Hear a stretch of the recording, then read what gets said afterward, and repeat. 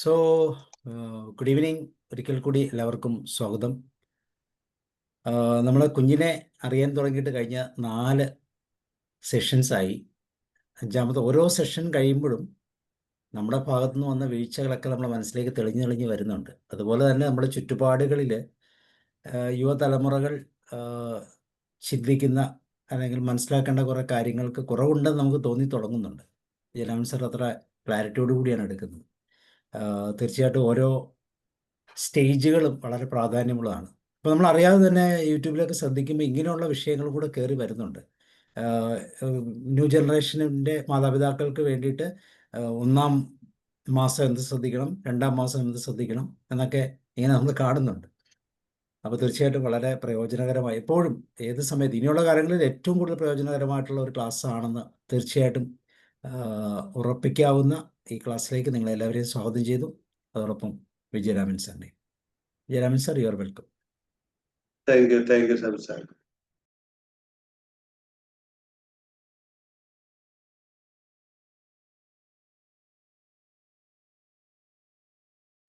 മ്യൂട്ടാണല്ലോ. Thank you sir. 5-ാമത്തെ class ആണ് കുഞ്ഞിനെ അറിയാനുള്ളത്. അപ്പോ തുടക്കത്തില് ഞാൻ സംഘാചത്തോടു കൂടിയാണ് തുടങ്ങിയത്. അപ്പോ ഇതില് കേൾക്കാനായിട്ട് ആൾക്കാരുടെ താല്പര്യം അതാണ് എന്നെ മുന്നോട്ട് നയിച്ചത്. യൂട്യൂബ് റെക്കോർഡിങ് കാണാനും കേൾക്കാനുമായിട്ടും ഒരുപാട് ആൾക്കാർ മുന്നോട്ട് വന്നിട്ടുണ്ടായിരുന്നു. അപ്പോ സാബു സാർ നേരത്തെ പറഞ്ഞ പോലെ ഇതില് കുറെ ഗ്യാപ്പുകൾ ഉണ്ട്. ചിലതെല്ലാം അൺലേൺ ചെയ്യേണ്ടതായിട്ടുണ്ട് എന്നുള്ളത് മനസ്സിലാക്കി. അപ്പോ അല്പം അർപ്പണ മനോഭാവത്തോട് കൂടിയിട്ട് ഇതങ്ങ് മുന്നോട്ട് കൊണ്ടുപോകാന്ന് വിചാരിച്ചു തന്നെയാണ് ഈ ക്ലാസ് ഇത്തരം 5 സെഷനുകളൊക്കെ ആക്കിയിട്ട് ഇങ്ങനെ നീട്ടിക്കൊണ്ടുപോകുന്നത്. അപ്പോ ഇന്ന് തുടങ്ങി വയ്ക്കുന്നത് നേരിട്ട് തന്നെ ഞാൻ ഇതിലോട്ട് പോവുകയാണ്, ഷെയറിങ്ങിലോട്ട് പോവുകയാണ്, PPT-യിലോട്ട് പോവുകയാണ്. എന്നിട്ട് അങ്ങനെ നമുക്ക് മുന്നോട്ട് പോകാം.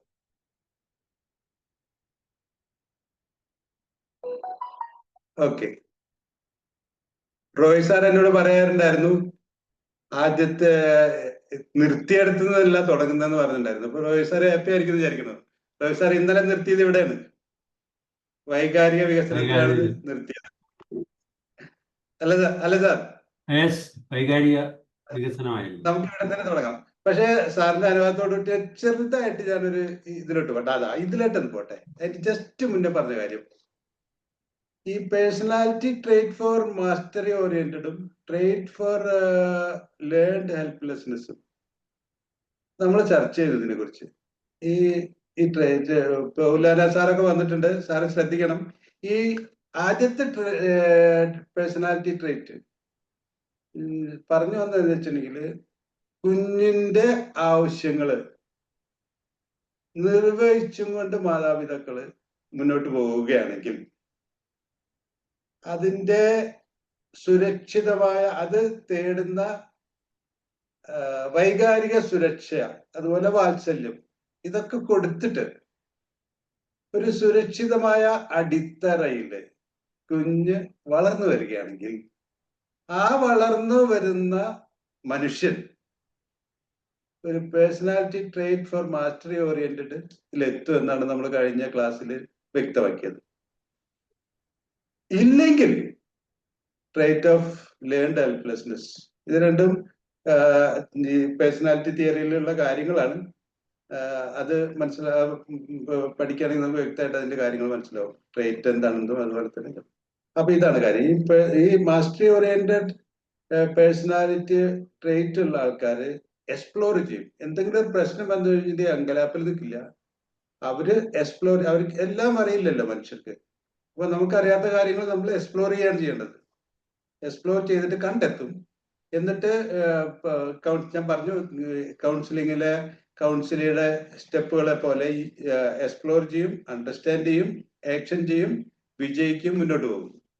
രണ്ടാമത്തെ തരം ആൾക്കാര്, പഠിച്ച നിസ്സഹായതയുള്ള ആൾക്കാര്, ഒന്നും അറിയില്ല, സഹായം തേടില്ല, സഹായം കിട്ടിയാലും ഉപയോഗപ്പെടുത്തില്ല, പ്രശ്നങ്ങൾ പരിഹരിക്കില്ല. എന്നിട്ട് ഒന്നുകിൽ ട്രാജഡി, ആത്മഹത്യ, അങ്ങനത്തെ കാര്യങ്ങൾ. അതിലോട്ട് പോയിട്ട് അതാണ് ഈ പഠിച്ച നിസ്സായതയുള്ള ആ 2 ട്രേറ്റുകൾ വ്യത്യാസം. ഇപ്പൊ ഞാൻ ഇത് പ്രത്യേകം പറയാൻ വേണ്ടിയിട്ടൊരു കാര്യം നിശ്ചയത്തിന് വേണ്ടിയിട്ടാണ് ഞാൻ പറഞ്ഞത്. ഈ personality trait for mastery oriented നമ്മളിതിൽ ഏതിൽ പെടും? ഇതാ ഈ ഒരു ക്ലാസ് എടുക്കാൻ തയ്യാറായിട്ട് ഞാൻ മുന്നോട്ട് വരുന്നുണ്ട്.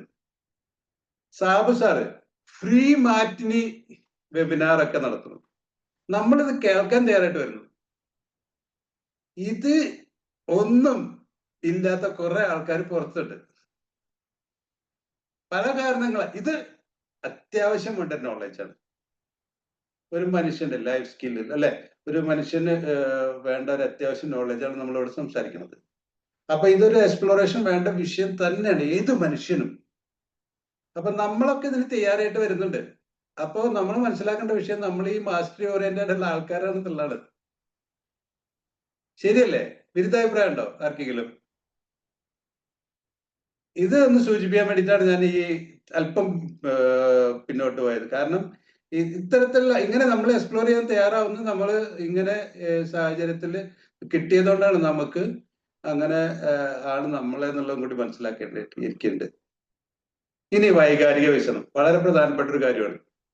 നമ്മൾ മനസ്സിലാക്കി ആദ്യം അടുപ്പത്തിന്റെ പ്രാരംഭ ഘട്ടം തുടങ്ങുന്നത് ആദ്യത്തെ മാസങ്ങളിലാണ്. കുഞ്ഞ് ജനിച്ചിട്ട് ഉള്ള ആദ്യത്തെ മാസങ്ങളിലാണ്. അപ്പോ സന്തോഷമില്ലായ്മയും സന്തോഷത്തിന്റെയും സാഹചര്യങ്ങള് അതാണ് വൈകാരികതയായിട്ട് പ്രകടിപ്പിക്കുന്നത്. അത് കരച്ചില്, അതുപോലെ ശാന്തമായ രൂപം, ചിലപ്പോൾ പുഞ്ചിരിക്കും, പോസിറ്റീവ് സ്റ്റിമുലസിന് പുഞ്ചിരിക്കും, ഇതൊക്കെ കഴിയും. ഇത് ആദ്യ ആഴ്ചയിൽ തന്നെ ആ നോക്കുന്ന വ്യക്തി തൊടുമ്പോ അത് അറിയുന്നുണ്ട്, കുട്ടി അറിയുന്നുണ്ട്. അവരുടെ ശബ്ദം കേൾക്കുമ്പോ അറിയുന്നുണ്ട്, അപ്പൊ ചിരിക്കുന്നുണ്ട്. ഉറങ്ങുമ്പോൾ, നല്ല സാഹചര്യത്തിലാണെങ്കിൽ ഉറങ്ങുമ്പോൾ ചിരിക്കും. ഇതൊക്കെ ഇങ്ങനെയുള്ള വൈകാരിക പ്രകടനങ്ങൾ കാണിക്കുന്നുണ്ട്. പിന്നെ ആദ്യ മാസം കഴിയുമ്പോഴേക്ക് താല്പര്യമുള്ള വസ്തുക്കൾ കാണുമ്പോൾ, അതായത് ചലിക്കുന്ന വസ്തു, പ്രകാശ വസ്തുക്കൾ കണ്ട പുഞ്ചിരിക്കാനുള്ള വൈകാരികത കാണിക്കുന്നുണ്ട്. പിന്നെ അടുത്തൊരു സ്റ്റേജാണ് സോഷ്യൽ സ്മൈൽ. എന്താണ് ഈ സോഷ്യൽ സ്മൈൽ എന്ന് പറഞ്ഞാൽ? സാമൂഹ്യ ഉന്തസ്മിതം. നേരത്തെ കുഞ്ഞ് ചിരിച്ചിരുന്നത് അതിന്റെ പോസിറ്റീവായിട്ടുള്ള സ്റ്റിമുലസ് കാണുമ്പോൾ ഉണ്ടാവുമ്പോൾ അങ്ങനെ അതിന്റെ പരിചാരകര, പക്ഷെ സാമൂഹ്യമായിട്ടുള്ള ആ ഒരു അറിവിന്റെ പുറത്തല്ല.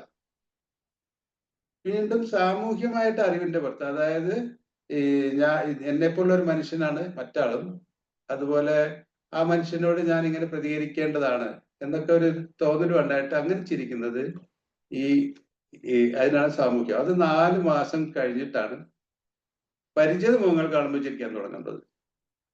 1 കൊല്ലം കഴിഞ്ഞിട്ടുണ്ടെങ്കിൽ വ്യത്യസ്തമായി ചിരിക്കാൻ. അപ്പൊ 1 കൊല്ലം കഴിഞ്ഞാലാണ് വൈകാരികമായിട്ടുള്ള വികസനം ഏകദേശം ആവുള്ളൂ. ഇത് മനസ്സിലാക്കണം. ഓക്കെ. ഇനി ദേഷ്യമുള്ള പ്രതികരണങ്ങൾ വരണമെങ്കിൽ 4 തൊട്ട് 6 മാസം വരെയാണ് കാണിക്കുന്നത്. ദേഷ്യം ഉള്ളത് 4 മാസം തൊട്ടിട്ടാണ് 6 മാസം വരെയാണ് ദേഷ്യ പ്രതികരണം കാണിക്കുന്നത്. സംരക്ഷകരെ പിരിയുമ്പോൾ അല്ലെങ്കിൽ അങ്ങനത്തെ സാഹചര്യങ്ങൾ എടുത്തു മാറ്റുമ്പോൾ ഉള്ളത്. പിന്നെ കളിപ്പാട്ടങ്ങളോട് താല്പര്യമില്ലായ്മ വരും, ചില കളിപ്പാട്ടങ്ങളോട് കുഞ്ഞിന് ഇഷ്ടപ്പെടാതാണെങ്കിൽ. ആദ്യ പകുതിയിൽ ഭയം തുടങ്ങും. നമ്മൾ അതിനെക്കുറിച്ച് കഴിഞ്ഞ ക്ലാസ്സിൽ പറഞ്ഞു.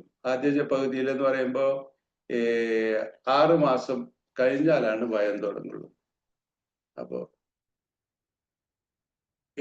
ഇതൊക്കെയാണ് മനസ്സിലാക്കേണ്ടത്.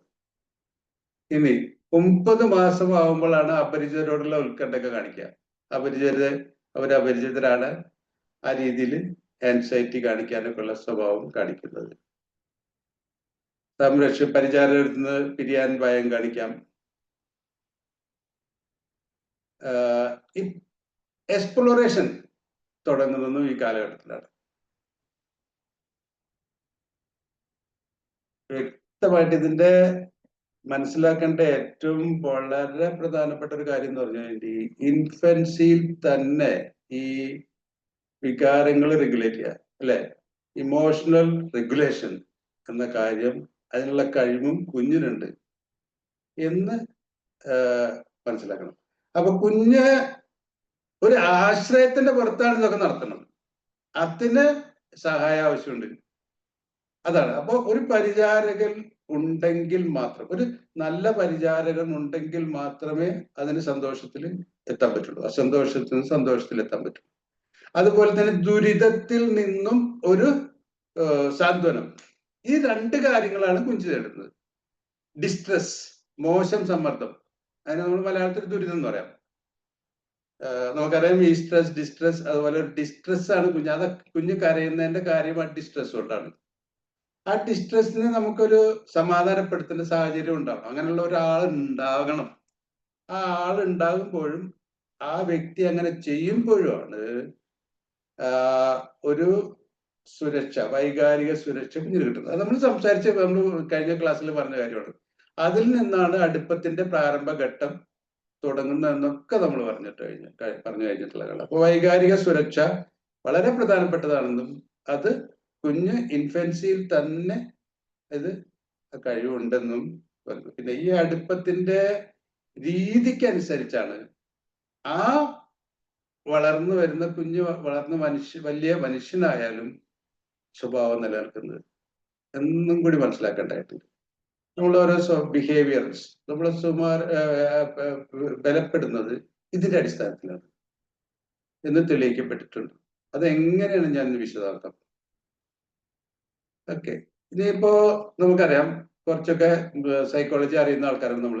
സെറിബ്രൽ കോർട്ടെക്സ് അല്ലെ, ഇത് ഡെവലപ്പ് ചെയ്യാൻ തുടങ്ങിയത് 4 മാസത്തിലാണ്. ചെറിയ മിസ്റ്റേക്ക് ഉണ്ട്, 4 മാസത്തിലാണ് സെറിബ്രൽ. അപ്പോ നല്ലതും ചീത്തക്കും തിരിച്ചറിയാൻ കഴിയും.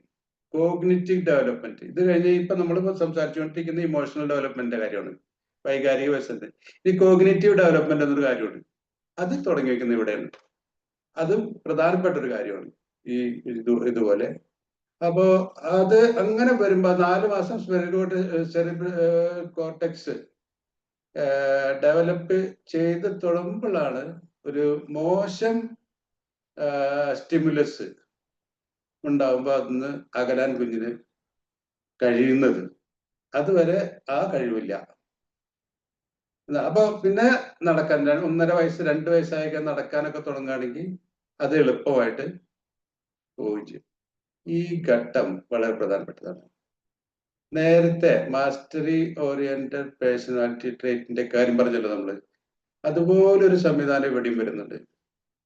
വളരെ അജിറ്റേറ്റഡ് ആയിട്ടുള്ള സന്ദർഭങ്ങളിൽ മാസ്റ്ററി ഓറിയന്റഡ് ട്രേറ്റ് മനുഷ്യന് വരുന്നത് അതല്ല ശരി. കുഞ്ഞുങ്ങൾ, ഞാൻ പറഞ്ഞു വ്യക്തമായിട്ട് ഘട്ടങ്ങളിലാണ് കുഞ്ഞുങ്ങളുടെ വികസനം എന്ന് പറഞ്ഞു. ഈ ഘട്ടങ്ങളിലെല്ലാം നമ്മൾ എങ്ങനെ കുഞ്ഞിനോട് പെരുമാറുന്നു, നമ്മൾ കുഞ്ഞിനെ പ്രോത്സാഹിപ്പിക്കുകയാണെങ്കിൽ കുഞ്ഞിന്റെ ഓരോ കൊച്ചു വികസന വിജയങ്ങൾക്ക് അല്ലെ, അങ്ങനെ വിജയിച്ചിട്ടല്ല അവർ മുന്നോട്ട് പോകുന്നത്. അപ്പൊ അതിന് നമ്മൾ പ്രോത്സാഹിപ്പിക്കുകയാണെങ്കിൽ ആ കുഞ്ഞ് മാസ്റ്ററി ഓറിയന്റഡ് ട്രേറ്റിലെത്തും, നല്ലൊരു ജീവിതത്തിൽ എത്താൻ പറ്റും. അല്ലെങ്കിൽ മോശമാകും. അതുപോലെ തന്നെ കരഞ്ഞ കുട്ടിയെ നമ്മൾ എടുക്കാതെ, ആ കരച്ചിൽ ദുരിതം സമാധാനപ്പെടുത്താതെ, അതുപോലെ വിശക്കുന്ന കുഞ്ഞിന് ഭക്ഷണം കൊടുക്കാതെ, അതിന് ചൂട് തണുപ്പ്, 3 കാര്യത്തിലാണ് കുഞ്ഞിന് വിഷമമുള്ളത്. ഈ 3 കാര്യം അഡ്രസ് ചെയ്യാതെ, അതായത് ചൂട് തണുപ്പുള്ള വ്യത്യാസം, ഈ വിശപ്പ്, അതുപോലെ തന്നെ മറ്റേ കാര്യം. അപ്പൊ ഇത് നമ്മൾ അഡ്രസ് ചെയ്തിട്ടില്ലെങ്കിൽ സംഭവിക്കുന്ന എന്താ വെച്ചാൽ ഈ കുഞ്ഞിന് സുരക്ഷിത അടിത്തറ കിട്ടില്ല, വൈകാരിക സുരക്ഷ തേടുന്ന വൈകാരിക സുരക്ഷ കിട്ടില്ല. അപ്പോ കുഞ്ഞിന്റെ അടുപ്പം മറ്റ് വ്യക്തികളെ ആയിട്ട് എങ്ങനെ അടുക്കാം എന്നുള്ള ഒരു ചിന്താഗതി, അതിൽ മോശം വരും. ആ സുരക്ഷിതത്വം ഇല്ലാത്ത മറ്റു മോശം തരത്തിലോട്ട് പോകും. അങ്ങനെയാണ് പിന്നീടുള്ള ആ മനുഷ്യന്റെ ജീവിതം മുഴുവൻ ഉണ്ടാവുക. വിവാഹം കഴിച്ചാൽ അങ്ങനെ, അല്ലെങ്കിൽ ഒരു ഓഫീസിൽ പോവുകയാണെങ്കിൽ അങ്ങനെ, മനുഷ്യരായിട്ടല്ലേ ബന്ധപ്പെടുന്നത്. ഓരോ മനുഷ്യരായിട്ട് ബന്ധപ്പെടുമ്പോഴും ഈ രീതിയിലായിരിക്കും ആ മനുഷ്യന്റെ ജീവിതം ഉണ്ടാവുക. അപ്പൊ അതുപോലെ തന്നെ ഒരു കാര്യമാണ് ഇവിടെ വരുന്നത്. ഈ ഘട്ടത്തില് നമ്മള് അജിറ്റേറ്റഡ് ആയുള്ള സമയത്ത് കുഞ്ഞുങ്ങളെ നമ്മൾ നന്നായിട്ട് സമാധാനപ്പെടുത്തിയിട്ടും അതുപോലെ തന്നെ അങ്ങനെ അവരെ ഒപ്പം നിൽക്കുകയാണെങ്കിൽ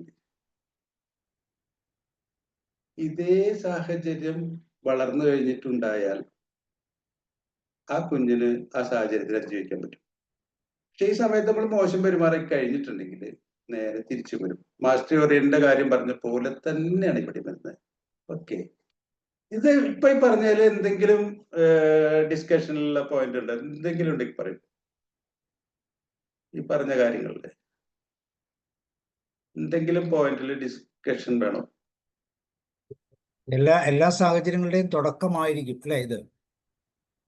അതെ, മനുഷ്യന്റെ ജീവിതത്തിന്റെ തുടക്കമാണ് ഈ കാലഘട്ടത്തിലുള്ള പറഞ്ഞു, പരിചാരകരുടെ ഒരാളുടെ ആശ്രയത്തിലാണ് കുഞ്ഞിന് ഡെവലപ്പ് ചെയ്യാൻ പറ്റുള്ളൂ.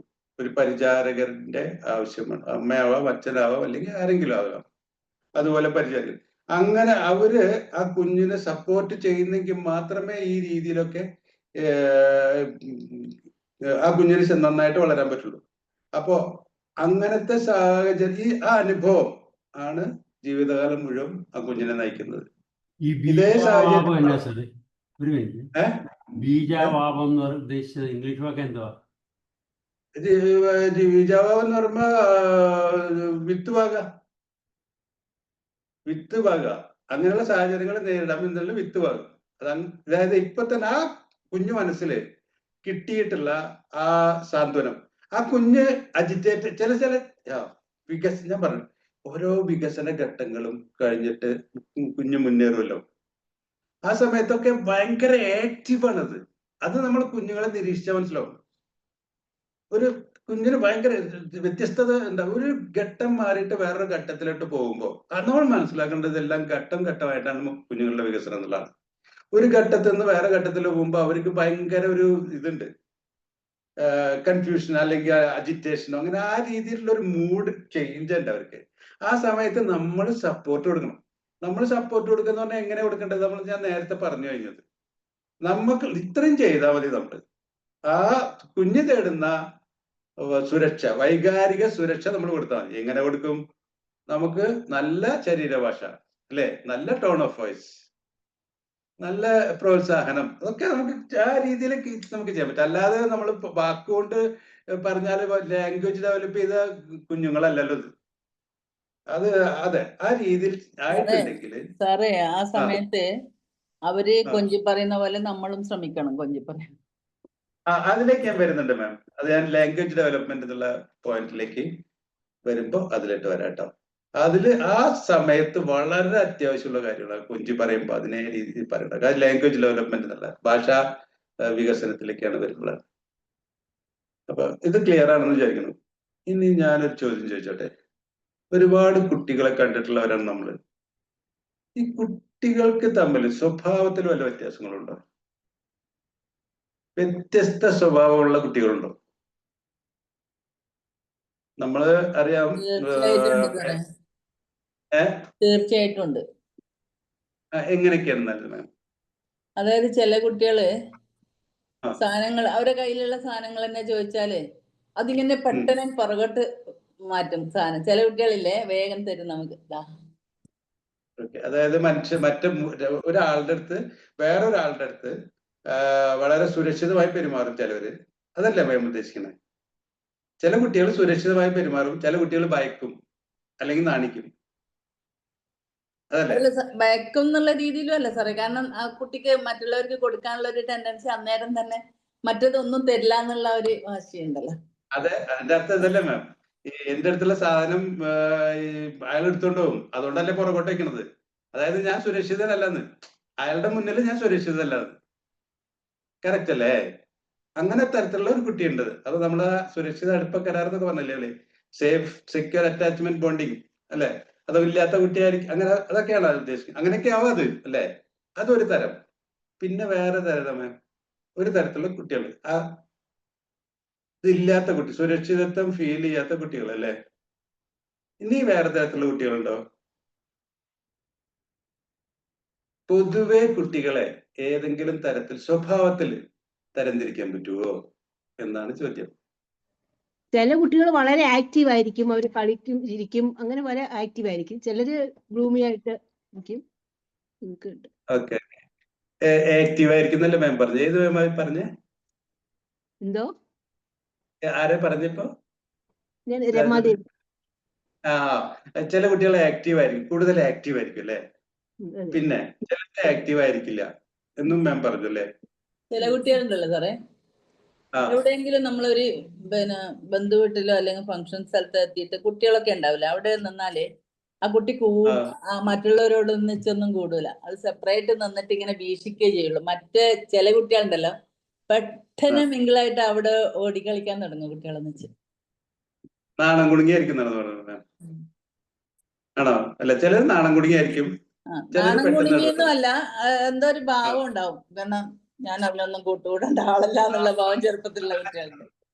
ആ, അതായത് എനിക്ക് എന്റേതല്ല ഈ ലോകം അല്ലെ, അങ്ങനെയൊക്കെ പറഞ്ഞിട്ട് അല്ലെ, ഒരു ഒരു ഉത്കണ്ഠ അല്ലെ, ആൻഷ്യസ്നെസ്, അതൊക്കെ എങ്ങനെയൊക്കെ ആൻസൈറ്റി അല്ലെ, അങ്ങനെയൊക്കെ മാറി നിൽക്കുന്നത്, അതല്ലേ പറഞ്ഞു മാം?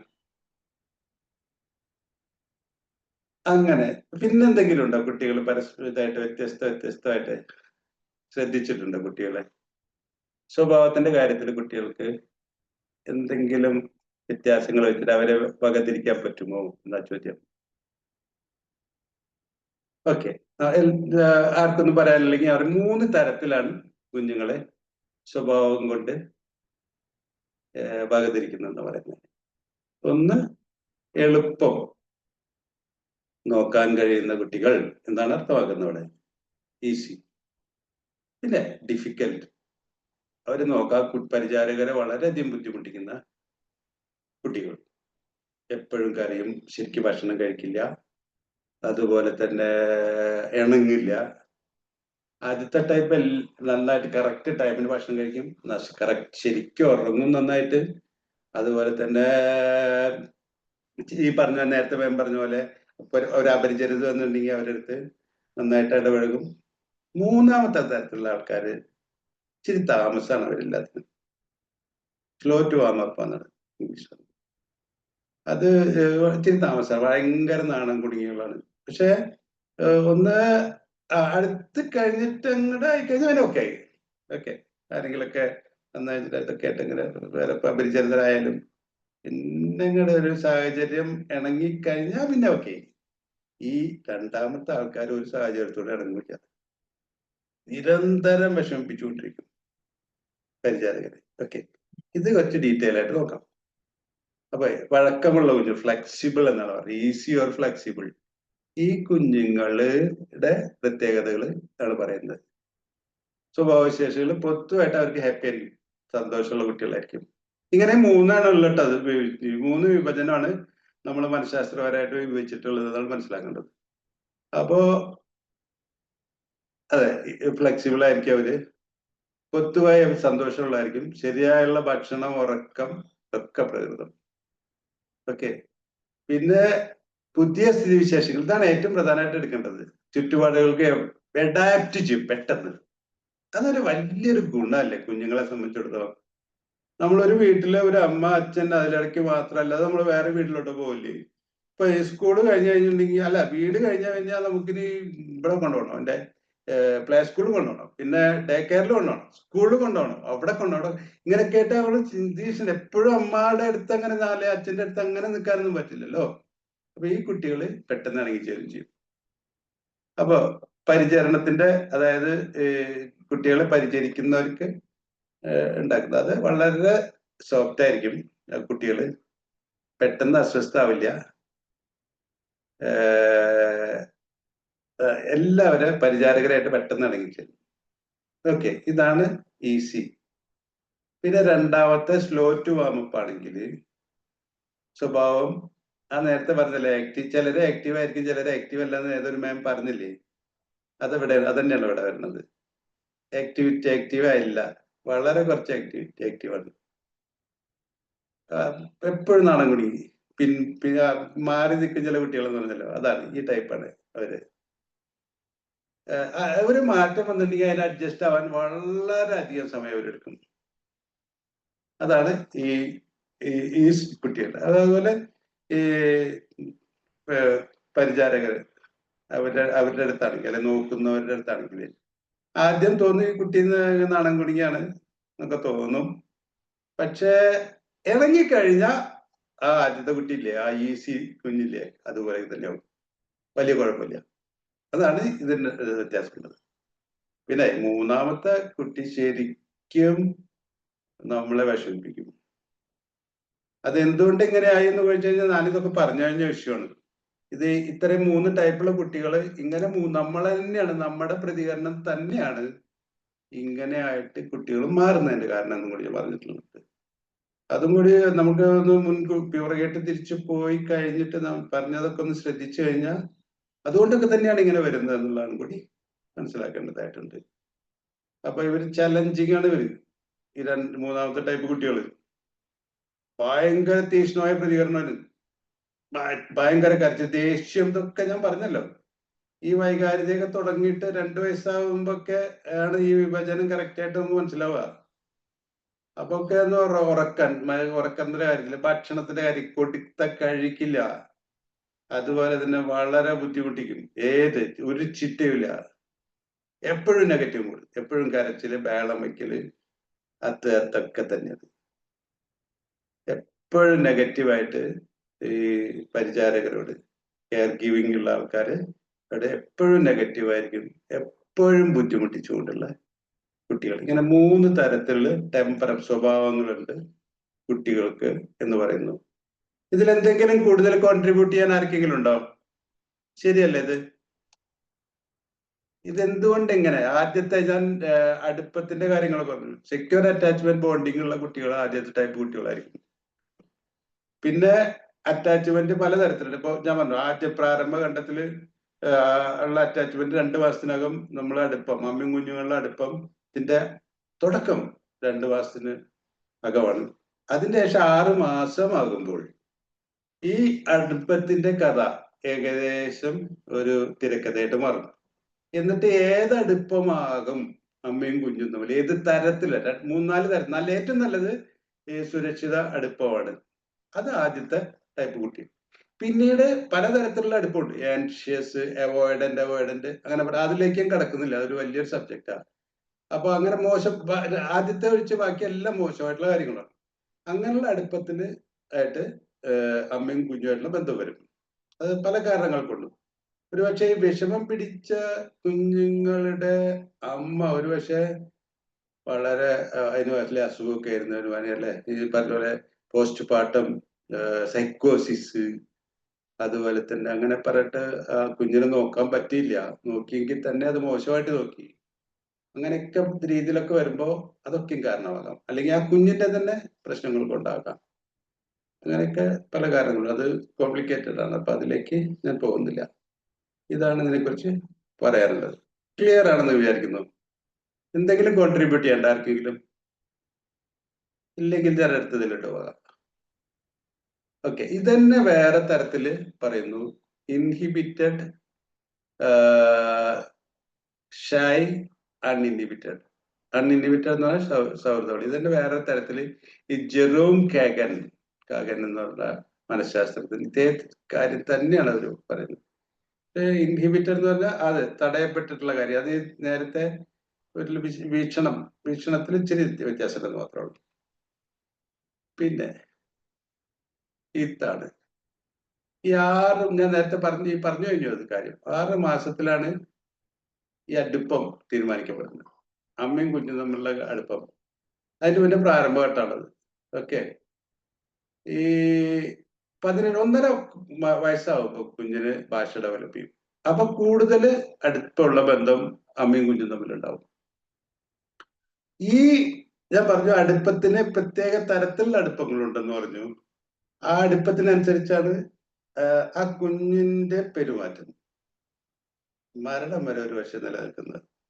ഇതിനനുസരിച്ചാണ് അതിന്റെ ആ പെരുമാറ്റം. സെക്യൂർ അറ്റാച്ച്മെന്റ് ബോണ്ടിങ് ഇത് കൗമാരത്തിലും അങ്ങനെ തന്നെ ഉണ്ടാവുക. പുതിയ കുട്ടികളെ കണ്ടെത്തുമ്പോൾ അല്ലെങ്കിൽ കുട്ടികൾ അങ്ങനെ രീതിയിൽ അച്ഛനും അമ്മയോടും ആ ബന്ധം അങ്ങനെ തന്നെയായിരിക്കും ഉണ്ടാവുക. അത് കഴിഞ്ഞിട്ട് ഒരു വിവാഹം കഴിക്കുകയാണെങ്കിൽ ഭാര്യയും ഭർത്താവും തമ്മിലും ഇങ്ങനെ ഏറ്റവും നല്ല ബന്ധം അവിടെയും സെക്യൂർ അറ്റാച്ച്മെന്റ് ബോണ്ടിങ് ആണ്. ഇതൊക്കെ ബാല്യത്തിൽ നന്ന ശിശുവായിരുന്ന കാലത്ത് തൊട്ട് തുടങ്ങിയിട്ട് 6 മാസത്തിൽ എത്തിയിട്ട് ഉള്ള അവസ്ഥയിൽ ഇതിനെല്ലാം ഒരു തീരുമാനമാകും. വളരെ വലിയൊരു കാര്യമല്ലേ? അതാണ് ഞാൻ ഈ ഒരൊറ്റ കാര്യങ്ങൾ കൊണ്ടാണ് ഞാൻ ഈ ക്ലാസ് അർപ്പണ മനോഭാവത്തോടെ എടുക്കുന്നത്. എത്ര എത്ര വലിയ കാര്യമാണിത്. ഇങ്ങനെ നമ്മള് ശ്രദ്ധിച്ചിട്ടില്ലെങ്കിൽ ആ ഒരു നിശ്ചിതമായ കുറച്ചു കാലം, അല്ലെ, 1 വയസ്സ് 2 വയസ്സ് വരെ ഒക്കെ ശ്രദ്ധിച്ചാൽ ഒരു മനുഷ്യന്റെ ജീവിതം പൂർണ്ണമായിട്ടും വളരെ നന്നാവുകയാണ് ചെയ്യുന്നത്. ഇതൊക്കെ ഇങ്ങനെയൊക്കെ മോശമായാലും ഇതിനൊന്നും പരിഹാരമില്ല എന്ന് ഞാൻ പറഞ്ഞിട്ടില്ല കേട്ടോ, അതൊന്നും പറഞ്ഞിട്ടില്ല.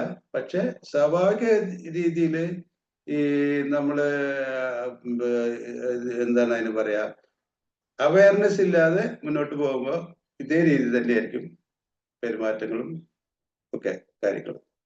ഇപ്പോ ലാസ്റ്റിൽ എഴുതിയ വാചകം നിങ്ങൾ വായിക്കുന്നുള്ള പ്രതീക്ഷയിലാണ് ഞാനിത് വായിക്കാത്തത്. ഈ സ്ലൈഡിൽ പറഞ്ഞ ലാസ്റ്റിൽ പറഞ്ഞുള്ള വാചകം ഞാനൊന്ന് വായിക്കാണ്, കാരണം അതിന്റെ പ്രാധാന്യമുണ്ട്. വൈകാരിക ആവശ്യങ്ങൾക്ക് സംരക്ഷകർ സമയം നീക്കിമാനിക്കാനായി പങ്കുവെക്കാത്ത സമയത്തിനനുസരിച്ചാണ് ഈ അറ്റാച്ച്മെന്റിന്റെ സ്വഭാവം ഡെവലപ്പ് ചെയ്യുന്നത്. അവിടെ അതാണ് അതിന്റെ ക്രൈറ്റീരിയ. കുഞ്ഞിന് വൈകാരിക സുരക്ഷയാണ് കുഞ്ഞ് തേടുന്നത്. നമ്മൾ ഹാരി ഹാർലോന്റെ ഈ പരീക്ഷണത്തിൽ നിന്ന് നമ്മൾ മനസ്സിലാക്കി, ഒരു കുഞ്ഞ് തേടുന്നത് വൈകാരിക സുരക്ഷയാണ്, വാത്സല്യമാണ്. ഭക്ഷണം അതുപോലെ ഭൗതിക സാഹചര്യത്തെക്കാൾ ഉപരിയാണ് അത് കുഞ്ഞ് തേടുന്നത്. അതാണ് മനസ്സിലാക്കേണ്ടത്. ഇതിന് എത്ര നമ്മൾ ചെയ്യുന്നു അത്രയും നല്ലത്. അവരുടെ ആവശ്യങ്ങൾ പെർഫെക്റ്റ് ആയിട്ട് നിർവഹിക്കുകയാണെങ്കിൽ അത് തന്നെയാണ് ഏറ്റവും നല്ല പാരന്റിങ്. അല്ലാതെ ലോകത്തിലുള്ള ഏറ്റവും നല്ല വസ്തുക്കളും ഏറ്റവും നല്ല ഭൗതിക സാഹചര്യം, നല്ല വീട്ടിലും മാളിക വീട്ടിൽ നല്ല മെത്തയിൽ ഉറക്കുക, എന്തൊക്കെ ചെയ്താലും അതല്ല നല്ല പാരന്റിങ് എന്ന് തന്നെയാണ് മനസ്സിലാക്കേണ്ടത്. അത് തന്നെയാണ് ശരി. നേരെ മറിച്ച് വൈകാരികത, കുഞ്ഞോയ് മാഷാണ് ചോദിച്ചത്, AI യുഗം വന്നു കഴിഞ്ഞാല് എന്തായിരിക്കും അവസ്ഥ എന്നൊക്കെ ചോദിച്ചു. അത് ഇപ്പൊ ഇന്നലത്തെ മാതൃഭൂമിയിൽ അതിനെ കുറിച്ചൊരു ലേഖനമുണ്ട്, ഒരു ഡോക്ടർ എഴുതിയിട്ടുണ്ട്, കോഴിക്കോടൊക്കെ ഉള്ള ഒരു ഡോക്ടർ. അവര് നമ്മള് കണ്ടെത്തിയ കാര്യം തന്നെയാണ് അവർ പറഞ്ഞത്. ഈ വൈകാരികമായ ആവശ്യങ്ങൾ AIക്ക് നൽകാൻ പറ്റില്ല, പണം കൊണ്ടും നൽകാൻ പറ്റില്ല. അതായത് നമുക്ക് ഒരുപാട് സമ്പത്തുണ്ടെങ്കിൽ തന്നെ ആ സമ്പത്ത് കൊണ്ടും ഇത് നേടാൻ പറ്റില്ല. പക്ഷെ ഇത് എങ്ങനെ നേടാൻ പറ്റുക? മനുഷ്യ മനസ്സെന്ന് മാത്രമേ കിട്ടുള്ളൂ. അമ്മയുടെ, അല്ലെങ്കിൽ പ്രത്യേകിച്ച് അമ്മയുടെ തന്നെ അതിലാണ് എല്ലാം തീരുമാനിക്കപ്പെടുന്നത് എന്നുള്ളത് കൊണ്ടും കൂടിയാണ് ഈ 2 വയസ്സ് വരെയുള്ള കുഞ്ഞിന്റെ പരിചരണവും അതിന്റെ പാരന്റിങ്ങും വളരെ വളരെ പ്രധാനപ്പെട്ടതാണെന്ന് പറയാനുള്ള കാരണം. 6 മാസത്തിനകം അറ്റാച്ച്മെന്റ് തീരുമാനിക്കപ്പെടും. ഈ അറ്റാച്ച്മെന്റിന് അനുസരിച്ചാണ് ഒരു മനുഷ്യന്റെ ബന്ധങ്ങളുടെ കഥ മുഴുവൻ ഉണ്ടാകുന്നത്. ഇതാണ് മനസ്സിലാക്കേണ്ടത്. ക്ലിയർ ആയിരിക്കുന്നതാണെന്ന് വിചാരിക്കാൻ. അപ്പൊ ഇവിടെ ഒരു സംരക്ഷണം അല്പസമയത്ത് കുഞ്ഞിന്റെ അടുത്ത് ഈ സമയം 18 മാസം 1.5 കൊല്ലത്തിന്റെ കാര്യം എഴുതിയിട്ടുണ്ട്. അതില് കുട്ടി വളരെ അടുപ്പം കൂടുതൽ മെച്ചപ്പെടും, അതല്ലേ എഴുതിക്കണേ. ആ സമയത്ത് സംരക്ഷണം അല്പം കുഞ്ഞിന്റെ അടുത്ത് നിന്ന് പോകുന്നതിന് ഒരു കഥ പറഞ്ഞു തരാനൊക്കെ കുഞ്ഞ് ആവശ്യപ്പെടും. അതായത് ഒരു വികസനമാണ് കുഞ്ഞ് അവിടെ ആവശ്യപ്പെടുന്നത്. ഞാൻ വികസിക്കുവാണ്, എൻ്റെ മനസ്സ് വികസിക്കാൻ എന്നെ ഒന്ന് സഹായിക്കും. അങ്ങനെ കഥ പറഞ്ഞു കൊടുക്കുക വലിയൊരു കാര്യമാണ് കരുത്. ഈ കഥ പറഞ്ഞു കൊടുത്താൽ മാത്രം പോരാ, കൊടുത്തു കഴിയുമ്പോ ഒരു ചോദ്യങ്ങൾ ചോദിക്കണം കുട്ടിയുടെ അടുത്ത്.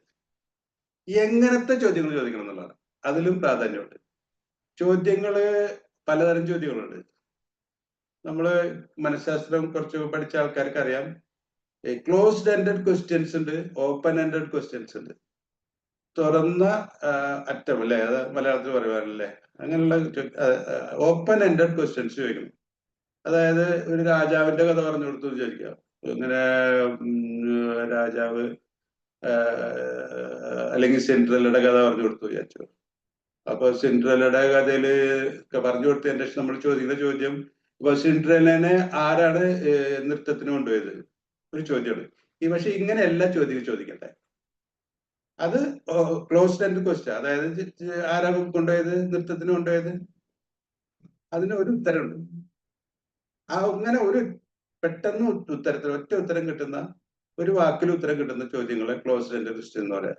ഇങ്ങനത്തെ ചോദ്യങ്ങൾ കുട്ടിയെടുത്ത് ചോദിക്കരുത്. അതിൽ കുഞ്ഞിന്റെ തലച്ചോറ് വികസിക്കില്ല, ഇതിന്റെ കഴിവ്, തലച്ചോറിന്റെ കഴിവ് വികസിക്കില്ല. അപ്പൊ നമ്മൾ ചോദിക്കുന്ന ഓപ്പൺ എൻഡ് ക്വസ്റ്റ്യൻ. ഉദാഹരണം, സിൻഡ്രലയുടെ കഥ ചോദിക്കുകയാണെങ്കിൽ ഇങ്ങനെ ചോദിക്കുക, ആരാ കൊണ്ടുപോയതെന്ന് ചോദിക്കണ, എങ്ങനെയാണ് സിൻഡ്രല നൃത്തത്തിന് പോയത് എന്ന് ചോദിക്കാം. അപ്പൊ അത് ഓപ്പൺ എൻഡഡ് ക്വസ്റ്റ്യൻ ആയി. അപ്പൊ അതിന് പലതും പറയാണ്ട്. അപ്പൊ കുഞ്ഞ് ചിന്തിച്ചിട്ടേ പറയാൻ പറ്റുള്ളൂ. അല്ലെങ്കിൽ ഒരൊറ്റ ഉത്തരം, ഓർമ്മ ഒരൊറ്റ ഉത്തരം, അതോട് തീർന്നു പ്രശ്നം. അങ്ങനെയല്ല ചോദ്യങ്ങൾ. അപ്പൊ കുഞ്ഞുങ്ങൾക്ക് കഥകൾ പറഞ്ഞു കൊടുക്കണം. ഏത് പ്രായത്തില്? 1.5 വയസ്സ് അല്ലേ? അവിടുന്ന് തൊട്ടിട്ട് അത് തുടങ്ങണം. അതാണ് ഒരു നല്ല പാരന്റ് ചെയ്യേണ്ടത്. ആ കഥകൾ പറഞ്ഞു കൊടുക്കണം എന്ന് മാത്രമല്ല, കഥകൾ പറഞ്ഞു കൊടുക്കുമ്പോ ചോദ്യങ്ങൾ ചോദിക്കണം. ആ ചോദ്യങ്ങള് ഓപ്പൺ എൻഡഡ് ആയിരിക്കണം. അതായത് ഒരു വലിയ ഉത്തരം തരാവുന്ന, അല്ലെങ്കിൽ ഒറ്റ ഉത്തരത്തിൽ ഒതുങ്ങാത്ത, ഒരു വലിയ ഉത്തരം തരാവുന്ന ഒരു ചോദ്യമായിരിക്കും ചോദിക്കേണ്ടത്. ക്ലിയർ ആണെന്ന് വിചാരിക്കണം. Okay, next. ഇനിയാണ് ഈ പറഞ്ഞ കോഗ്നേറ്റീവ് ഡെവലപ്മെന്റ്. വൈകാരിക വികസനത്തിന്റെ കാര്യം നമ്മൾ ഞാൻ പറഞ്ഞു. ഈ കോഗ്നേറ്റീവ് ഡെവലപ്മെന്റ്, അത് ഇപ്പൊ ഒരു കുഞ്ഞു വളരുകയാണെങ്കിൽ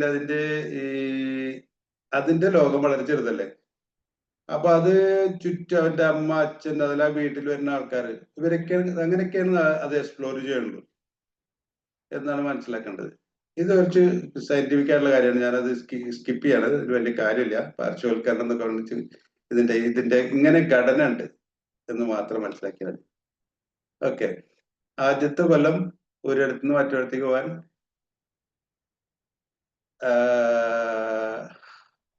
ഇത് വളരെ പ്രധാനപ്പെട്ട. ഞാൻ ഇതിൽ കുറച്ച് സമയം ചെലവഴിക്കും. കുഞ്ഞായ മാഷ് എന്നെ കേൾക്കുന്നുണ്ടോ? കുഞ്ഞായ മാഷ് ഉണ്ടോ നമ്മുടെ കൂടെ? ഉണ്ടോ സാറേ? ഉണ്ടെങ്കിൽ പ്രതികരിക്കൂ. ഉണ്ടോ? കുഞ്ഞായ മാഷ് ഉണ്ടോ? കുഞ്ഞായ മാഷ് ഉണ്ടോ നമ്മുടെ കൂടെ? ഇല്ലല്ലേ? കുഞ്ഞായ മാഷ് നേരത്തെ എന്നോട് ചോദ്യം ചോദിച്ചിട്ടുണ്ടായിരുന്നു. അതായത് അതിന്റെ ഉത്തരം ഞാനത് ക്ലാസ് മുന്നോട്ട് പോകുമ്പോ പറയാന്ന് പറഞ്ഞിട്ടുണ്ടായിരുന്നു. ഇപ്പൊ അതിനുള്ള സമയമുള്ളൂ. അതായത് കുഞ്ഞായ മാഷിന്റെ കാര്യം ചോദിച്ചത്. കുഞ്ഞായ മാഷ് പറഞ്ഞു ചോദിച്ചിട്ടുണ്ടെങ്കിൽ കുഞ്ഞായ മാഷിന്റെ വീട്ടിലൊരു കുഞ്ഞിനെ, ആ കുഞ്ഞ് ശരീരത്തിന്റെ മോശമായുള്ള ഭാഗത്ത് കൂടുതൽ കൈകള് വീഴുന്നു. അപ്പൊ നമ്മൾ കരുതുന്നത് മോശമായുള്ള അപ്പൊ അങ്ങനെ ചിലപ്പോ കുട്ടി ചീത്ത പറയണോ കുഞ്ഞിനെ, അച്ഛനും അമ്മ എന്ന് പറഞ്ഞിട്ട് അങ്ങനെ ഒരു കാര്യം പറഞ്ഞിട്ടുണ്ടായിരുന്നു. അത് എന്തുകൊണ്ടാണ് ഞാൻ പറയാമെന്ന് പറഞ്ഞിട്ടുണ്ടായിരുന്നു. അപ്പോ ഇവിടെ ഇതാണ് ശ്രദ്ധിക്കേണ്ട വിഷയം. നമ്മള് മനസ്സിലാക്കി, നമ്മള് കുഞ്ഞിനെ അറിയണം വേണ്ടത്. നമ്മളെ പോലെ കുഞ്ഞെന്ന് കരുതരുത്. കുഞ്ഞിന്റെ മനസ്സ് അതിനോട് എംപതറ്റിക് ആവുക, അതിനൊരു ഇന്റലക്ച്വൽ ഹാൻഡ്ലിങ് നടത്തുമ്പോഴാണ്, ബുദ്ധിപരമായിട്ടുള്ള ഒരു ഇടപെടൽ നടത്തുമ്പോഴാണ് ആ കുഞ്ഞിനെ മനസ്സിലാക്കിയിട്ടുള്ള ഇടപെടലുള്ളൂ. അല്ലാതെ കുഞ്ഞൊന്ന് മോശമായ സ്ഥലത്ത് വിരലുകൾ കൂടുതൽ സമയം ഉപയോഗിക്കുന്നു, കൈ അവിടെ തൊടുന്നു, പിടിക്കുന്നു എന്ന് പറഞ്ഞിട്ട് കുഞ്ഞിനെ ദ്രോഹിക്കുന്നത് അത് വിവരമില്ലായ്മയാണ്. അതിന് അടിസ്ഥാനമില്ല എന്നാണ് മനസ്സിലാക്കുന്നത്. നമ്മൾ മനസ്സിലാക്കി എന്താണ് റിഫ്ലക്സുകളാണ് കുഞ്ഞുങ്ങൾക്ക് ആദ്യമുള്ളതെന്ന് പറഞ്ഞു. റിഫ്ലക്സുകൾ ജനിതക പ്രതികരണങ്ങളാണെന്നും പറഞ്ഞു.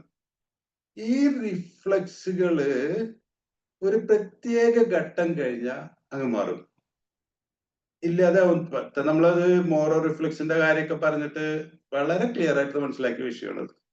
അതായത് പെട്ടെന്ന് ഞെട്ടി എന്തെങ്കിലും ഒരു ചലനമോ അല്ലെങ്കിൽ ഭയങ്കര വലിയ ശബ്ദമോ ഉണ്ടായിരുന്നെങ്കിൽ കുഞ്ഞുങ്ങൾ ഞെട്ടിക്കരയാറുണ്ട്. ആ ഞെട്ടിക്കരയുന്ന സുമാർ 2 മാസം കഴിഞ്ഞിട്ട്, അല്ലെങ്കിൽ ചിലപ്പോ ചില കുട്ടികൾക്ക് 6 മാസം മാക്സിമം, അത് കഴിഞ്ഞാൽ തന്നെ പോകും. അങ്ങനെ കുറെ റിഫ്ലക്സുകൾ. വേറൊരു റിഫ്ലക്സ് എന്ന് പറഞ്ഞാൽ ഒരു വിരലോ അല്ലെങ്കിൽ നിപ്പിളോ അല്ലെങ്കിൽ മൂലക്കണ്ണോ വായിൽ വെച്ച് കഴിഞ്ഞാൽ അത് കുടിക്കും. അതൊരു റിഫ്ലക്സ്, സക്കിംഗ് റിഫ്ലക്സ് എന്ന് പറയും. ഇത്തരത്തിലുള്ള ഓരോ റിഫ്ലക്സുകളാണുള്ളത്.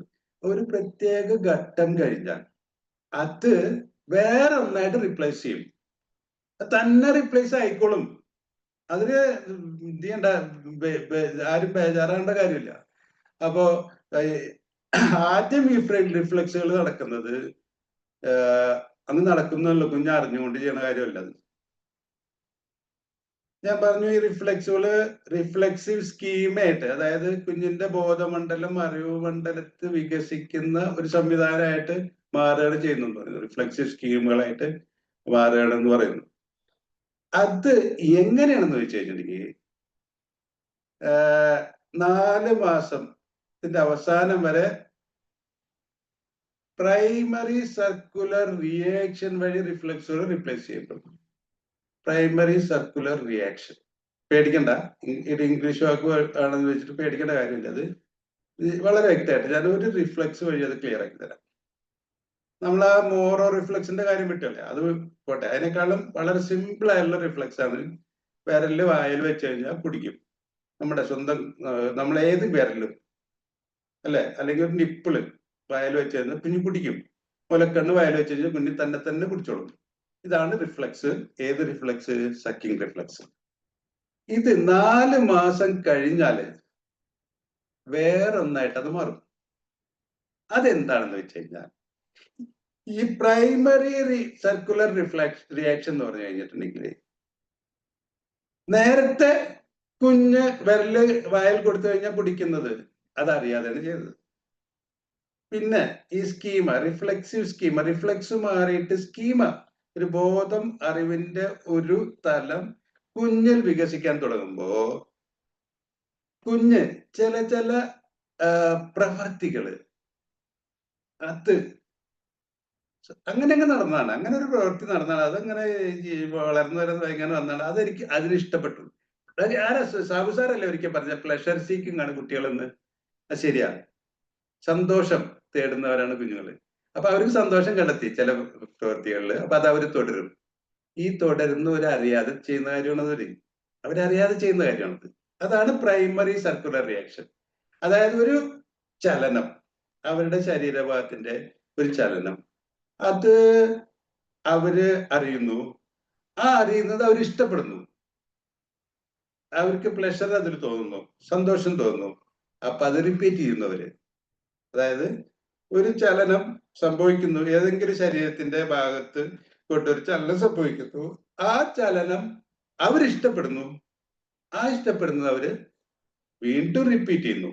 ഇതാണ് പ്രൈമറി സർക്കുലർ റിയാക്ഷൻ. ഇത് വഴിയാണ് റിഫ്ലക്സുകൾ മാറുന്നത്. അങ്ങനെയാണ് കുഞ്ഞിന്റെ അറിവ്, ബുദ്ധിശക്തി വികസിക്കുന്നത്.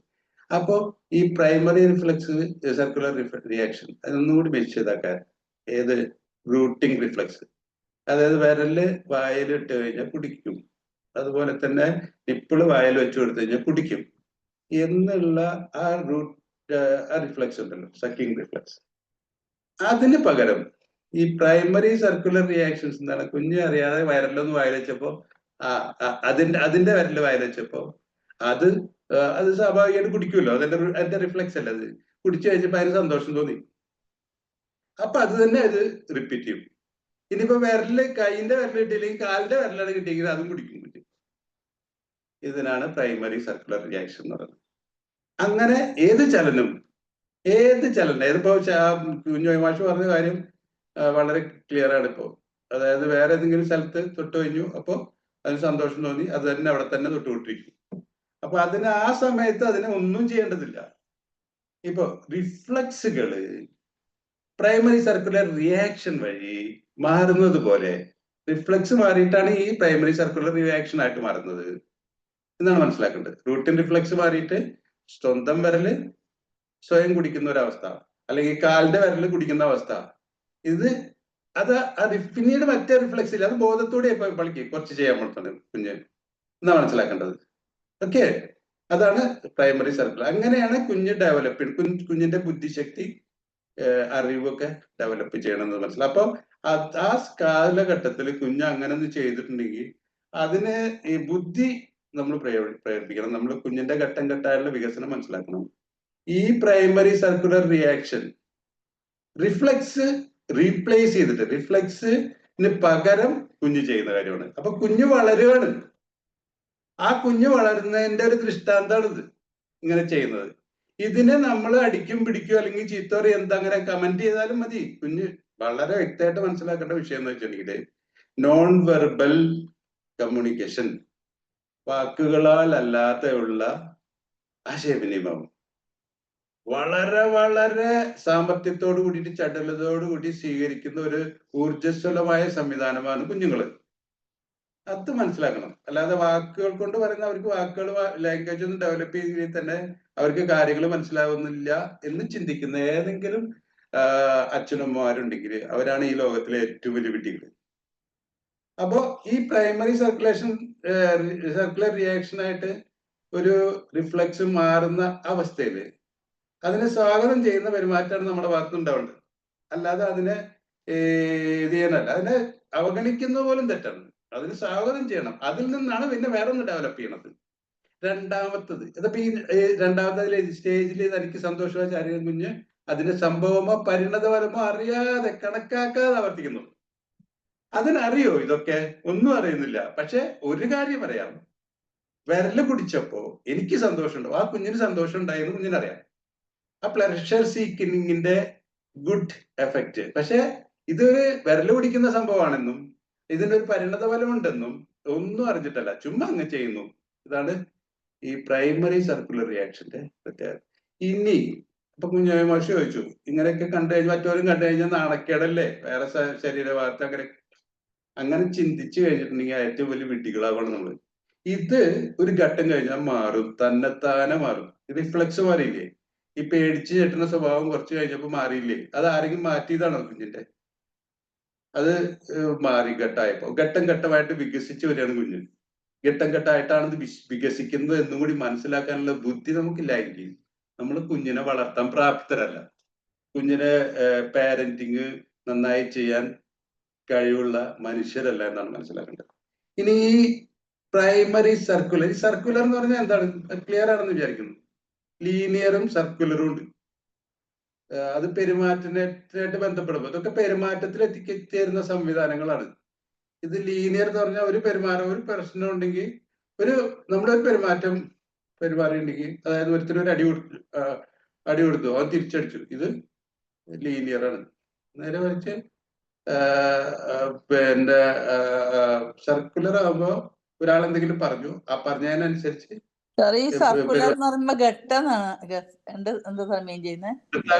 വൃത്താകൃതിയിലെ എല്ലാ പെരുമാറ്റങ്ങളും സർക്കുലർ ആണ്. അല്ല ഘട്ടങ്ങളായിട്ട് അല്ലേ? സോറി, അല്ലല്ല സർക്കുലർ ഒന്നിനും തുടങ്ങിയിട്ട് അതിൽ തന്നെ അവസാനിക്കുന്നു. ഇതന്നെ എടുത്തു നോക്കുകയുള്ളൂ. അതായത് കുഞ്ഞ് ഒരു ചുമ്മാ വെറുതെ വിരല് വായിലിട്ടപ്പോ അത് ഇത് ചെയ്തു, ഓക്കെ, അതിനിഷ്ടപ്പെട്ടു, ഓക്കെ, വിരല് കുടിച്ചു, വീണ്ടും വിരല് കുഞ്ഞു വായിലിട്ടു, അപ്പൊ സർക്കുലർ ആയില്ലേ? തുടങ്ങിയത് വീണ്ടും എത്തില്ലേ? അത് വീണ്ടും ആവർത്തിച്ചുകൊണ്ടിരിക്കും. ഇതാണ് സർക്കുലർ റിയാക്ഷൻ എന്ന് പറയുന്നത്. ഒരിക്കലും ഒരു കാര്യം ചെയ്തിട്ട് അവിടെ നിൽക്കുന്നില്ല, വീണ്ടും വീണ്ടും തുടരും. അതാണ് മനസ്സിലാക്കേണ്ടത്. അതാണ് സർക്കുലർ എന്ന് ഉദ്ദേശിക്കുന്നത്. ക്ലിയർ ആണെന്ന് വിചാരിക്കാൻ. പക്ഷെ ഇത് അറിഞ്ഞുകൊണ്ട് സംഭവം ഇന്നാണെന്ന് അറിഞ്ഞുകൊണ്ടല്ല കുഞ്ഞ് ചെയ്യുന്നത്. അവിടെയാണ് നമ്മള് മനസ്സിലാക്കേണ്ട വിഷയം. പിന്നെ ഇത് മാറും. ഒരു ഘട്ടം കഴിഞ്ഞാൽ പ്രൈമറി സർക്കുലർ റിയാക്ഷൻ മാറിയിട്ട് സെക്കൻഡറി സർക്കുലർ റിയാക്ഷൻ ആയിട്ട് മാറും എന്ന് മനസ്സിലാക്കാനുള്ള ബുദ്ധി നമുക്ക് ഉണ്ടാവണം. ഓക്കെ, അതാണ് രണ്ടാമത്തെ സ്ലൈഡിൽ പറയുന്നത്. 4 തൊട്ട് 8 മാസം വരെ റിഫ്ലക്സുകൾ സെക്കൻഡറി സർക്കുലർ റിയാക്ഷനെ replace. Primary circular reaction secondary circular reaction ആയിട്ട്. ആദ്യം പ്രാഥമിക വൃത്താകൃതിയിലുള്ള പ്രതികരണം എന്നൊക്കെ പറയുകയാണെങ്കിൽ അത് ഉണ്ടായിട്ട് ഇതിന്ന് ഇങ്ങനെ വികസിച്ച് വരികയാണ് കുഞ്ഞ്. അപ്പൊ അവിടുത്തെ ഒരു ഘട്ടം കഴിഞ്ഞ് രണ്ടാമത്തെ ഘട്ടത്തിലാണെങ്കിൽ സെക്കൻഡറി സർക്കുലേഷൻ റിയാക്ഷൻ. അപ്പൊ തങ്ങളുടെ പ്രവൃത്തിയിൽ ശ്രദ്ധ കേന്ദ്രീകരിക്കാൻ തുടങ്ങുന്നത്. അപ്പൊ നേരത്തെ കുഞ്ഞ് വിരല് കുടിക്കുന്നുണ്ടെങ്കിൽ ഒരു പരിധിവരെ കുറെ കുഞ്ഞുങ്ങൾ അങ്ങനെ ചെയ്യാറ്. അപ്പൊ വിരല് കുടിക്കുന്നുണ്ടെങ്കിൽ ആദ്യം ഒന്നും അറിയാതെയാണ് കുടിക്കുന്നത്. പിന്നെ ആ പ്രവൃത്തിയിൽ ശ്രദ്ധ കേന്ദ്രീകരിക്കാൻ തുടങ്ങും. അങ്ങനെ ഉദ്ദേശമുള്ള പ്രവൃത്തിയായിട്ട് മാറും. നേരത്തെ അറിയാതെയാണ് നടക്കുന്നത്. അതാണ് പ്രൈമറി ആവുന്നത്. അറിഞ്ഞും കൊണ്ട് അപ്പൊ വികസനിക്കാണ് കുഞ്ഞ്.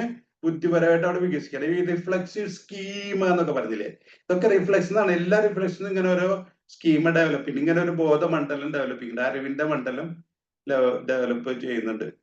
അപ്പൊ അത് ആദ്യം പ്രൈമറി കഴിഞ്ഞിട്ട് അപ്പൊ നമ്മൾ ഈ അവിടെ അത് സെക്കൻഡറി ആയിട്ട് ഇത് ചെയ്യും എന്ന് പറഞ്ഞല്ലോ. അതിന് വേറൊരു ഉദാഹരണം പറഞ്ഞിട്ടുള്ളത് ഇതാണ്.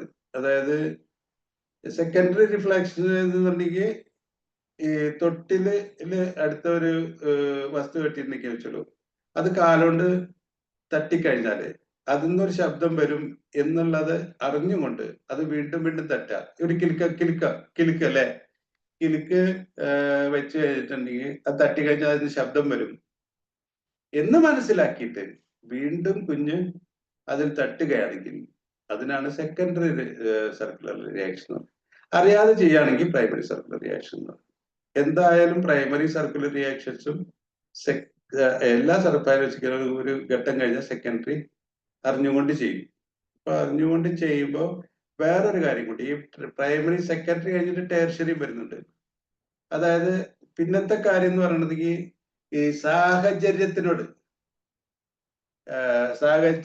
ഇതിൽ ഈ സെക്കൻഡറിയിൽ ആദ്യം അങ്ങനെ ഒരു പോയിന്റ് ഉണ്ട്. സാഹചര്യത്തിനനുസരിച്ച് അതിന്റെ പ്രതികരണം അനുകൂലമാണെങ്കിൽ, അത് ഇഷ്ടപ്പെടുന്നതിന്റെ അവസ്ഥയിലാണെങ്കിൽ അത് തുടരും. സെക്കൻഡറിയിൽ, പ്രൈമറിയില് അങ്ങനെയല്ല. സെക്കൻഡറി ഇതിൽ നമ്മുടെ സാഹചര്യം ഇപ്പൊ മോശമായുള്ള സ്ഥലങ്ങളാണെങ്കിൽ അങ്ങനെ തൊടുന്നു, അങ്ങനത്തെ കാര്യങ്ങളൊക്കെ ഉണ്ടെങ്കിൽ സെക്കൻഡറി ആകുമ്പോൾ നമ്മളെ നോക്കും കുഞ്ഞ്. അതാണ് സാഹചര്യം എന്ന് പറയുന്നത്. നമ്മളുടെ മുഖഭാവം കൊണ്ട് തന്നെ കുഞ്ഞ് മനസ്സിലാക്കിക്കോളും അത് ഇഷ്ടപ്പെടുന്നില്ല എന്ന്. അപ്പൊ പിന്നെ അത് ചെയ്യില്ല കുട്ടി, സ്വാഭാവികമായിട്ട് അവരെ നിർത്തിക്കോളും. അതാണ് മനസ്സിലാക്കേണ്ടത്. അല്ലാതെ അതിന് വേണ്ടിയിട്ട് ഭേദ്യം പിടിക്കേണ്ട കാര്യമില്ല. ഭേദ്യം പിടിച്ചു കഴിഞ്ഞാൽ തെറ്റായ കാര്യം. ആ ഘട്ടത്തിൽ ഭേദ്യം പിടിച്ചു കഴിഞ്ഞാൽ പ്രശ്നമായിട്ട് പറഞ്ഞു. ഇതൊക്കെ മനസ്സിലാക്കുക. നേരത്തെ ഞാനിത് പറഞ്ഞു, ഇന്നലത്തെ ക്ലാസ്സിൽ തന്നെ ഞാനിത് പറഞ്ഞു. എന്താണ് ഈ മാതാപിതാക്കളെ അനുകരിക്കാനും അവരെ നോക്കി മനസ്സിലാക്കാനുള്ള വളരെ വളരെ കഴിവുള്ള ആൾക്കാരാണ് കുഞ്ഞുങ്ങൾ. ഊർജ്ജസ്വലതയുള്ള ആൾക്കാരാണ് കുഞ്ഞുങ്ങൾ. അത് അവര് സ്വയം ചെയ്തോളൂ. ഇപ്പൊ നമ്മൾ ഇന്നത്തെ ക്ലാസ്സിൽ പറഞ്ഞു, ഈ ആണിനും പെണ്ണിനെയും തിരിച്ചറിയാൻ പറ്റുന്ന, ആടെ പെണ്ണാണ്, ഞാൻ പെൺകുട്ടിയാണ്, ഞാൻ ആൺകുട്ടിയാണെന്ന് തിരിച്ചറിയുന്ന ഒരു ഘട്ടത്തിനെ കുറിച്ച് നമ്മൾ വിശദീകരിച്ചു ഇന്നലെ. ഇത് കുഞ്ഞിന് മനസ്സിലാവും. എന്നിട്ട് കുഞ്ഞിന്റെ അമ്മയാണെങ്കിൽ, പെൺകുട്ടിയാണെങ്കിൽ അമ്മയെ പോലെ വേഷം ധരിക്കാൻ, ആൺകുട്ടിയാണെങ്കിൽ അച്ഛനെ പോലെ വേഷം ധരിക്കാൻ, അങ്ങനെയൊക്കെ തുടങ്ങുന്ന ഒരു ഘട്ടത്തെ കുറിച്ച് ഇന്നലെ പറഞ്ഞു. അപ്പൊ അതൊക്കെ കുഞ്ഞ് സ്വയം മനസ്സിലാക്കിക്കൊള്ളും. നമ്മളായിട്ട് ഇതിനൊക്കെ എന്താ ചെയ്യേണ്ടത്? ഒന്ന് പ്രോത്സാഹിപ്പിക്കുക മാത്രം ചെയ്താൽ, എന്റെ മനസ്സിനോടൊപ്പം നിന്നാ മതി. ഇതാണ് മനസ്സിലാക്കേണ്ടത്. അല്ലാതെ നമ്മൾ കൂടുതൽ ഇപ്പൊ നമ്മൾ ആദ്യം തന്നെ പറഞ്ഞിട്ടുണ്ട്, നമുക്കനുസരിച്ചല്ല കുഞ്ഞിന് അതിൻ്റെതായിട്ട് തന്നെ ശരിയും തെറ്റിന്റെയും വ്യതിരിക്തത, ഡിഫറൻസിയേഷൻ ഉണ്ട്. നമ്മള് എങ്ങനെയാ ആ രീതിയിലല്ല കുഞ്ഞു വളരേണ്ടത്. അത് സ്വാഭാവികമായിട്ട് വളർന്നോളും. അതിനോട് കൂടെ നിൽക്കുക മാത്രമാണ് നമ്മൾ ചെയ്യേണ്ടത് എന്നാണ് മനസ്സിലാക്കേണ്ടത്. ഇനി 8 മുതൽ 12 മാസമാകുമ്പോ ഈ ടെർഷറിയിലേക്ക് പോകും. സെക്കൻഡറി, പ്രൈമറി, സെക്കൻഡറി, ടെർഷറിയിലേക്ക്. അതായത് വ്യക്തമായിട്ട് ലക്ഷ്യം വെച്ചിട്ടുള്ള പ്രവൃത്തികളായിട്ട് ഇത് മാറ്റും. ഓക്കെ. 12 to 18 മാസമാകുമ്പോൾ ചലനശേഷി വരുമ്പോൾ വീട്ടിൽ കൂടുതൽ എക്സ്പ്ലോർ ചെയ്യാൻ പറ്റും. ഒരു വസ്തു കണ്ടിട്ടില്ലെങ്കിലും ആ കാണുന്ന അപ്രത്യക്ഷമായാലും ആ വസ്തു അവിടെ ഉണ്ടെന്ന് മനസ്സിലാക്കാനുള്ള ബുദ്ധിയുടെ വികസനമാണ് നമ്മൾ സംസാരിച്ചുകൊണ്ടിരിക്കുന്നത്, കോഗ്നിറ്റീവ് ഡെവലപ്മെന്റ്. അപ്പോ 1 to 1.5 വയസ്സാകുമ്പോഴാണ് ചലനശേഷി വരിക. അപ്പോ ആ സമയത്ത് ആണ് കുഞ്ഞിന് ഇത് അറിയാൻ പറ്റുള്ളൂ. അതിന്റെ മുന്നേ ഇത് അറിയാൻ പറ്റില്ല. അപ്പൊ ഈ സമയത്ത് ഇതാണ് കുഞ്ഞിനെ മനസ്സിലാക്കേണ്ടത്. അതാണ് അപ്പോഴേ ബുദ്ധിയായിട്ടുള്ള കുഞ്ഞിനെന്ന് മനസ്സിലാക്കണം നമ്മള്. അത് ശരിക്കും കുഞ്ഞിനെ സ്നേഹിക്കുന്ന അമ്മമാരാണെങ്കിൽ, പരിചാരകരാണെങ്കിൽ, ഇതൊക്കെ ഞാനിപ്പോ ഈ ക്ലാസ് എടുക്കുന്നുണ്ട്. ഈ ക്ലാസ്സിന്റെ ഒന്നും ആവശ്യമില്ല, അവർക്ക് സ്വയം മനസ്സിലാക്കാൻ പറ്റും. എംപതി എന്നൊക്കെ ഉള്ള ആ ഗുണവിശേഷം എല്ലാ മനുഷ്യരും, മിറർ ന്യൂറോൺസ്, ഇതൊക്കെ എല്ലാ മനുഷ്യരിലും ഉള്ളതാണ്. ഇതൊക്കെ സ്വാഭാവികമായിട്ട് അവര് അറിയുന്ന കാര്യങ്ങൾ തന്നെയാണ്. Okay, right. ഇനി ഇപ്പട്ടെ നമ്മള് മനസ്സിലാക്കേണ്ട വിഷയം, ഇപ്പൊ ഇതൊക്കെ നമ്മൾ ഈ പറയുന്നത് എന്താണ്? അറ്റാച്ച്മെന്റിന്റെ കാര്യങ്ങളാണ് അല്ലെ? നമ്മള് പിന്നെ ഒന്നാലും മനസ്സിലാക്കണം, ഈ റിഫ്ലെക്സുകൾ എന്ന് പറഞ്ഞ കാര്യം, ജനിതക പ്രതികരണം അല്ലെ, ക്രോമോസോം, ഇതിന്റെ കാര്യങ്ങൾ, അതിന്ന് ഒന്നും അറിയാതെ സംഭവിക്കുന്ന പെരുമാറ്റം കുഞ്ഞുങ്ങളുടെ, അതിൽ നിന്നാണ് ഇതൊക്കെ ഇങ്ങനെ ഡെവലപ്പ് ചെയ്തത്. ഒരു റിഫ്ലെക്സ് സ്കീമായിട്ടും ഇങ്ങനെയൊക്കെ primary circular reaction, secondary circular reaction, പിന്നീട് ടെർഷ്യറി സർക്കുലർ റിയാക്ഷൻ ആണ് ഇപ്പൊ ഈ പറഞ്ഞിട്ടുള്ള കാര്യം. ഈ സന്തോഷം കിട്ടാൻ ലക്ഷ്യം കേന്ദ്രീകരിച്ചിട്ട് ഓരോ പ്രവൃത്തി ചെയ്യാൻ തുടങ്ങുന്നത് കുഞ്ഞുങ്ങള്. അപ്പൊ അവരിങ്ങനെ ഒരു നല്ല രീതിയിൽ ആയിട്ട് വളർന്നു, ബുദ്ധിപരമായിട്ട് വളർന്നു വരും. അപ്പൊ അവര് സ്വയം എക്സ്പ്ലോർ ചെയ്യാൻ തുടങ്ങും. പക്ഷെ ഈ എക്സ്പ്ലോർ ചെയ്യുന്നത് ഒരു കാര്യം മനസ്സിലാക്കണം കേട്ടാ, നല്ല രീതി വളർത്തിയ കുട്ടികൾ അതൊക്കെ ചെയ്യുള്ളൂ. സെക്യൂർ അറ്റാച്ച്മെന്റ് ബോണ്ടിങ് ഇല്ലാത്ത കുട്ടികൾ ഈ എക്സ്പ്ലോറേഷൻ ഒന്നും ചെയ്യില്ല. ഇപ്പൊ അവരൊരു മോശമായ രീതിയിലായിരിക്കും കാര്യങ്ങളൊക്കെ ചെയ്യണതെന്നും കൂടി മനസ്സിലാക്കേണ്ടതായിട്ടുണ്ട്. അത് മനസ്സിലാക്കിയില്ല. അപ്പൊ ഇനി ഇങ്ങോട്ട് വരാം. 2ാം വർഷം വരെ കുഞ്ഞു വസ്തുക്കളെ മനുഷ്യരെ മാനസികമായി പ്രതിദാനം ചെയ്യാൻ തുടങ്ങും. 2 വയസ്സൊക്കെ ആയി കഴിഞ്ഞാൽ ഏകദേശം നല്ല ഡെവലപ്മെന്റ് കുഞ്ഞിലോട്ട്. അപ്പോ ഓരോ പെരുമാറ്റങ്ങളെ അനുകരിക്കാനൊക്കെ തുടങ്ങും കുട്ടികൾ. അനുകരിക്കും, ആ പെരുമാറ്റങ്ങള് വിശ്വസിപ്പിക്കാനായിട്ട് ശ്രമിക്കും അവര്. നല്ല ഓരോ കളികൾ കളിക്കാൻ തുടങ്ങും. ഈ കളി കളിക്കാത്ത ഏതെങ്കിലും അച്ഛനും അമ്മയുണ്ടോ കുഞ്ഞുങ്ങളോട്? അതായത് ഒളിച്ചു ട്ടോ അല്ലെ, അങ്ങനെയൊക്കെയാണ് പറയാ. മുഖം മാറ്റും, കുഞ്ഞിന്റെ മുഖത്ത് നോക്കിയിട്ട് കൈ വെച്ചിട്ട് മുഖം മാറ്റും. അപ്പൊ കുഞ്ഞിന് ആകെ പ്രശ്നമാവും. കൈയ്യണ്ണ മാറ്റി കഴിഞ്ഞിട്ടുണ്ടെങ്കിൽ ആ കുഞ്ഞിന് സന്തോഷമാവും. ഇതെന്താണ് ഇതിന്റെ അടിസ്ഥാനം? ഇതൊരു ഇന്റലക്ച്വൽ കോഗ്നിറ്റീവ് ഡെവലപ്മെന്റിന്റെ ഒരു സ്റ്റേജാണ്. അതായത് ഒരു വസ്തു താൻ കാണുന്നില്ലെങ്കിലും അവിടെ ഉണ്ട് എന്ന് കുഞ്ഞ് മനസ്സിലാക്കുന്ന ഒരു സ്റ്റേജാണിത്. ആ സ്റ്റേജിലാണ് ഈ പിക്കാബു അല്ലെങ്കിൽ ഒളിച്ചും പാത്തും കളി എന്തായാലും ഒളിച്ചുവിട്ടോ, അത് എല്ലാവരും കളിക്കാറുണ്ട് കുഞ്ഞുങ്ങളുടെ അടുത്ത്. ഈ ഒരു പ്രത്യേക സ്റ്റേജിലാണ് അത് സംഭവിക്കണമെന്ന് മനസ്സിലാക്കണം. അപ്പൊ നമ്മൾ വളരെ വളരെ ഗൗരവമായുള്ള കാര്യങ്ങൾ ഇന്ന് ചർച്ച ചെയ്തു. റിഫ്ലെക്സുകളിൽ നിന്ന് primary circular reaction, secondary, tertiary, അങ്ങനെ അടുപ്പങ്ങള് 6 മാസം ആകുമ്പോ അടുപ്പം തീരുമാനിക്കപ്പെടും. ഏത് തരത്തിലുള്ള അടുപ്പമാണ് ഒരു മനുഷ്യൻ മറ്റു മനുഷ്യനായിട്ട് ഉണ്ടാക്കുക എന്നത് ഒരു കുഞ്ഞിന്റെ 6 മാസം ആകുമ്പോൾ തന്നെ തീരുമാനിക്കപ്പെടും എന്നൊക്കെ നമ്മൾ മനസ്സിലാക്കി. പിന്നെ അതുപോലെ തന്നെ പ്രൈമറി റിഫ്ലെക്സ് എന്ന് പറഞ്ഞ സാധനത്തിൽ നിന്നാണ് പ്രൈമറി സർക്കുലർ റിയാക്ഷൻസും സെക്കൻഡറി സർക്കുലർ റിയാക്ഷൻസും ടേർഷ്യറി സർക്കുലർ റിയാക്ഷൻസും. പിന്നെ ഈ സ്റ്റേജിൽ എത്തിക്കഴിഞ്ഞാൽ ഇങ്ങനൊരു കാര്യമുണ്ട്. ഈ സ്റ്റേജിൽ എത്തുമ്പോൾ 1-1.5 വയസ്സാവുമ്പോൾ മാത്രമാണ് കുഞ്ഞുങ്ങൾക്ക് എന്ത് മനസ്സിലാവുന്നത്? ഇത് ഈ ഒരു വസ്തു അത് കാണാത്ത അവസ്ഥയിൽ അത് അവിടെ ഉണ്ട് എന്നുള്ള ഒരു ബുദ്ധി ആ കുഞ്ഞിൽ ഡെവലപ്പ് ചെയ്യില്ല എന്നൊക്കെയാണ് മനസ്സിലാക്കുന്നത്. ഇനി ഭാഷ 8 മണിയായി. മാം പറഞ്ഞിട്ടുള്ള ഭാഷാ വികസനം ഇപ്പോഴാണ് വരുന്നത്. ഇനി അടുത്ത ലാസ്റ്റ് ലാംഗ്വേജ് ഡെവലപ്മെന്റ് ആണ്. ലാംഗ്വേജ് ഡെവലപ്മെന്റ് ഉണ്ട്. ഇനി 2ാമത്തെ ഒരു കാര്യം പറയണത് ഈ അച്ചടക്കം അല്ലേ, കുഞ്ഞിനെ എങ്ങനെ അച്ചടക്കത്തിലേക്ക് കൊണ്ടുപോകാൻ പറ്റും. അതായത് ഒരു വലിയൊരു സ്റ്റേജ് ഉണ്ട് ഈ 2 വയസ്സായ കുട്ടികളുടെ പാരന്റിങ്ങിൽ. ഒരു പ്രത്യേക സ്റ്റേജ് ഉണ്ട്. നമ്മൾ നേരത്തെ പറഞ്ഞു 16 മണിക്കൂർ മാക്സ് കുഞ്ഞുറങ്ങും എന്ന് പറഞ്ഞു. 9 മണിക്കൂർ ഉറങ്ങിയില്ലെങ്കിൽ ഡോക്ടറെ കാണിക്കണം എന്ന് പറഞ്ഞു. ഈ അവസ്ഥ മാറുന്ന ഒരു കാലമുണ്ട്. അപ്പൊ അത് നമ്മളെപ്പോലെ ഉറങ്ങാനും നമ്മളെപ്പോലെ ഭക്ഷണം കഴിക്കാനും, രാത്രി ഉറങ്ങുക പകല്, അങ്ങനെയൊക്കെ ആവുന്ന ഒരു ഡെവലപ്മെന്റ് കുഞ്ഞിലേക്ക് വരുന്നുണ്ട്. അപ്പൊ ആ സമയത്ത് നമ്മൾ എന്താണ് ചെയ്യേണ്ടത്? ഈ ഉറക്ക ശിക്ഷണം വേണം, ഇങ്ങനെയൊക്കെ കുറെ കാര്യങ്ങളുണ്ട്. അപ്പൊ അതിലവിടേക്ക് അച്ചടക്കം, അതാണ് അച്ചടക്കം പഠിപ്പിക്കുക എന്നൊക്കെ പറഞ്ഞത്.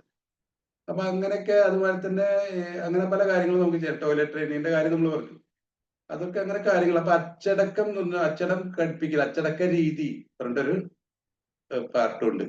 ഈ 2 പാർട്ടാണ് ഇപ്പൊ ഇനി ബാക്കിയുള്ളത്. ലാംഗ്വേജ് ഡെവലപ്മെന്റും അച്ചടക്ക രീതികളും. ഇത് രണ്ടും നമ്മൾ വേറെ ക്ലാസ്സിലെടുക്കാം അല്ലെ. 8 മണിയായി എന്ന് പറയുന്നു. ഇപ്പൊ ഈ പറഞ്ഞാൽ എന്തെങ്കിലും സംശയം ഉണ്ടോ? സ്റ്റേജുകൾ ഇതില് സ്ലൈഡുകൾ ഏതെങ്കിലും ഞാൻ പറയണോ? ഇനി വീണ്ടും ഉണ്ടെങ്കിൽ പറയും. ഏതെങ്കിലും സ്ലൈഡുകൾ മനസ്സിലാവാത്തതോ കൂടുതൽ എക്സ്പ്ലനേഷനോ വേണമെങ്കിൽ പറഞ്ഞോളൂ. പ്രധാനപ്പെട്ട കാര്യങ്ങളാണെന്ന് പറഞ്ഞിട്ടുള്ളത്, വളരെ പ്രധാനപ്പെട്ട കാര്യങ്ങളാണ് പറഞ്ഞിട്ടുള്ളത് കുഞ്ഞിന്റെ വികസനത്തില്. ഈ റിഫ്ലക്സിൽ നിന്നും ആദ്യം റിഫ്ലക്സിൽ നിന്നും റിഫ്ലക്സീവ് സ്കീമായിട്ട് മാറും, പിന്നെ പ്രൈമറി സർക്കുലർ റിയാക്ഷൻസ് ആയിട്ട് മാറും, സെക്കൻഡറി അത് തന്നെ റിഫ്ലക്സ് മാറിയിട്ട് റിഫ്ലക്സ് സ്കീമാവും, റിഫ്ലക്സ് സ്കീമെന്ന് ഡെവലപ്പ് ചെയ്തിട്ട് പെരുമാറ്റമായിട്ട് പ്രൈമറി സർക്കുലർ റിയാക്ഷൻസ് വരും, പിന്നെ ആ പ്രൈമറി സർക്കുലർ റിയാക്ഷൻസും മാറിയിട്ട് സെക്കൻഡറി സർക്കുലർ, അതായത് റിഫ്ലക്സ് അറിയാതെ ജനിതക പ്രതികരണത്തിൽ നിന്നും ആ പ്രതികരണത്തിനനുസരിച്ച് ഒരു ബോധമണ്ഡലം കുഞ്ഞിൽ വികസിക്കും. അതാണ് സ്കീമ എന്ന് പറയുന്നത്. ആ സ്കീമയിൽ നിന്ന് അറിയാതെ ചില പ്ലഷർ സീക്കിങ്ങിലുള്ള പ്രവൃത്തികൾ കുഞ്ഞുങ്ങൾ ആവർത്തിക്കും. അത് പ്രൈമറി സർക്കുലർ റിയാക്ഷൻ. പിന്നെ അത് ബോധപൂർവം അറിഞ്ഞുകൊണ്ട് ചെയ്യുമ്പോൾ സെക്കൻഡറി ആയിട്ട് വരും. അതായത് ഒരു റിസൾട്ട് ഉണ്ട്, അതുകൊണ്ട് എനിക്ക് ഇഷ്ടമാണ് ആ കാര്യം എന്ന് പറഞ്ഞിട്ട് അറിഞ്ഞുകൊണ്ട് ചെയ്യുമ്പോൾ സെക്കൻഡറി. പിന്നെ അതൊക്കെ കാര്യങ്ങൾ കുറച്ചും കൂടി നന്നായിട്ട് മനസ്സിലാക്കിയിട്ട് ഒരു ലക്ഷ്യം മനസ്സിൽ കണ്ടിട്ട് അത് അങ്ങനെ പ്രവൃത്തിയിലോട്ട് പോകുമ്പോൾ അത് ടെർഷ്യറി ഇതാവും. അപ്പൊ ഒക്കെ കുഞ്ഞിന്റെ കോഗ്നേറ്റീവായിട്ട് ബുദ്ധിപരമായിട്ട് കുഞ്ഞ് വികസിച്ചു എന്നുള്ളതാണ് ഒരു വികസനത്തിന്റെ അടിത്തറ കേട്ടാ. വികസനത്തിന്റെ അടിത്തറ ഉള്ളൂ. പിന്നെ അവിടുന്ന് കൂടുതൽ കൂടുതൽ കൂടുതൽ ബുദ്ധി വികസിക്കാനായിട്ട് ഒരു പ്രത്യേക രീതിയിലുള്ള അടിത്തറയിൽ എത്തി എന്നുള്ളതാണ് മനസ്സിലാക്കേണ്ടത്. അപ്പൊ അതൊക്കെയാണ് നമ്മളിപ്പോ പറഞ്ഞിട്ടുള്ളത്. പിന്നെ പിക്കാബു കളി തുടങ്ങുന്ന ഒരു ഘട്ടം, ആ ഘട്ടത്തില് കുഞ്ഞു ഇതൊക്കെ വളരെ പ്രധാനപ്പെട്ട ഘട്ടങ്ങളാണ്. ആ ഘട്ടത്തിൽ കുഞ്ഞു മനസ്സിലാക്കുമ്പോൾ എന്താണ്, ഈ പിന്നെ ഒരു വസ്തു കാണുമ്പോൾ മാത്രമല്ല അവിടെ ഉള്ളത്, അല്ലെങ്കിലും അവിടെ ഉണ്ട് എന്ന് മനസ്സിലാക്കും. ആ സ്റ്റേജിലാണ് പിക്കാബു കളിക്കാൻ കുട്ടി തയ്യാറാവുന്നത്. അതിന്റെ മുൻപേ അല്ലെങ്കിൽ ഒളിച്ചുട്ടോ എന്നുള്ള കളി, ഒളിച്ചു ടേ എന്ന് പറഞ്ഞുള്ള ആ കളി, അതാണ് എല്ലാവരും കളിച്ചത്, എല്ലാ അച്ഛനമ്മമാരും കുഞ്ഞുങ്ങളായിട്ട് കളിച്ചാണത്. ആ കളി കളിക്കാൻ ഒരു പ്രത്യേക, എല്ലാത്തിനും ഓരോ ഘട്ടങ്ങളുണ്ട്. ഘട്ടം ഘട്ടമായിട്ടാണ് കുഞ്ഞിന്റെ വികസനം എന്നാണ് ഇതിന്റെ ഒക്കെ പ്രാഥമികമായിട്ടുള്ള കാര്യം. ഇനി ഞാൻ ഇത് സ്റ്റോപ്പ് ചെയ്തോട്ടെ, ഷെയറിങ് 8 മണി ആയില്ല. പ്രതികരിക്കും ആരെങ്കിലും, എന്തെങ്കിലും സംശയം ഉണ്ടെങ്കിൽ ചോദിക്കാം, കൂടുതൽ എക്സ്പ്ലനേഷൻ വേണമെങ്കിൽ ചോദിക്കാം. ആരെങ്കിലും പ്രതികരിക്കും?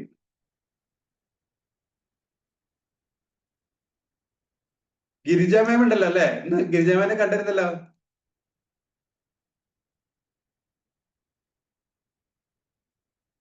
ആരെങ്കിലും അൺമ്യൂട്ട് ചെയ്തിട്ട് പ്രതികരിക്കൂ. കേൾക്കുന്നില്ല എന്നെ? സ്റ്റോപ്പ് ഷെയർ ചെയ്തോട്ടെ. ഹലോ, ആരും കേൾക്കുന്നില്ല? റോയ് സാർ,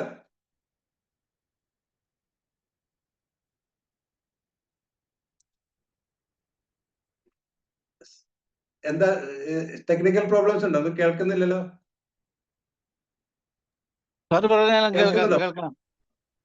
അല്ലേ? അപ്പൊ ഏതെങ്കിലും ഞാൻ ചോദിച്ച ചോദ്യത്താണ്, ഏതെങ്കിലും കാര്യങ്ങളിൽ കൂടുതൽ എക്സ്പ്ലനേഷൻ വേണോ, മനസ്സിലാവാത്തോ അങ്ങനെ എന്തെങ്കിലും ഉണ്ടോ എന്നുള്ള അറിയേണ്ടത്. ചാറ്റിങ്ങില് ആരോ എന്തോ എഴുതിയിട്ടുണ്ട്. എന്താണ് എഴുതിയിട്ടുള്ളത്? താങ്ക്സ് എഴുതിക്കുന്നത് ദീപ മാം, താങ്ക്സ് എഴുതിയിട്ടുണ്ട്. U are welcome ma'am, Deepa ma'am, U are welcome. എന്താ ഇന്ന് സ്റ്റോപ്പ് ഷെയർ ചെയ്തോട്ടെ, ഷെയറിങ് സ്റ്റോപ്പ് ചെയ്തോട്ടെ.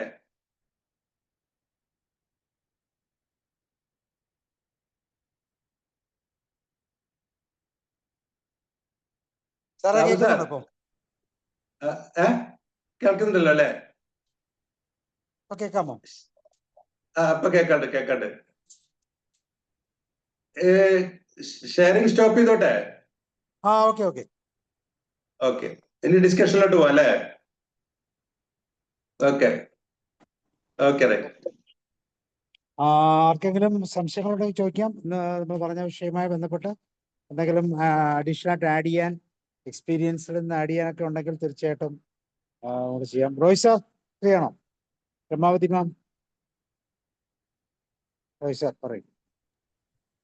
ഇന്ന് സാറെടുത്ത വൈകാരിക വികസനത്തിന്റെ കാര്യം പറഞ്ഞു.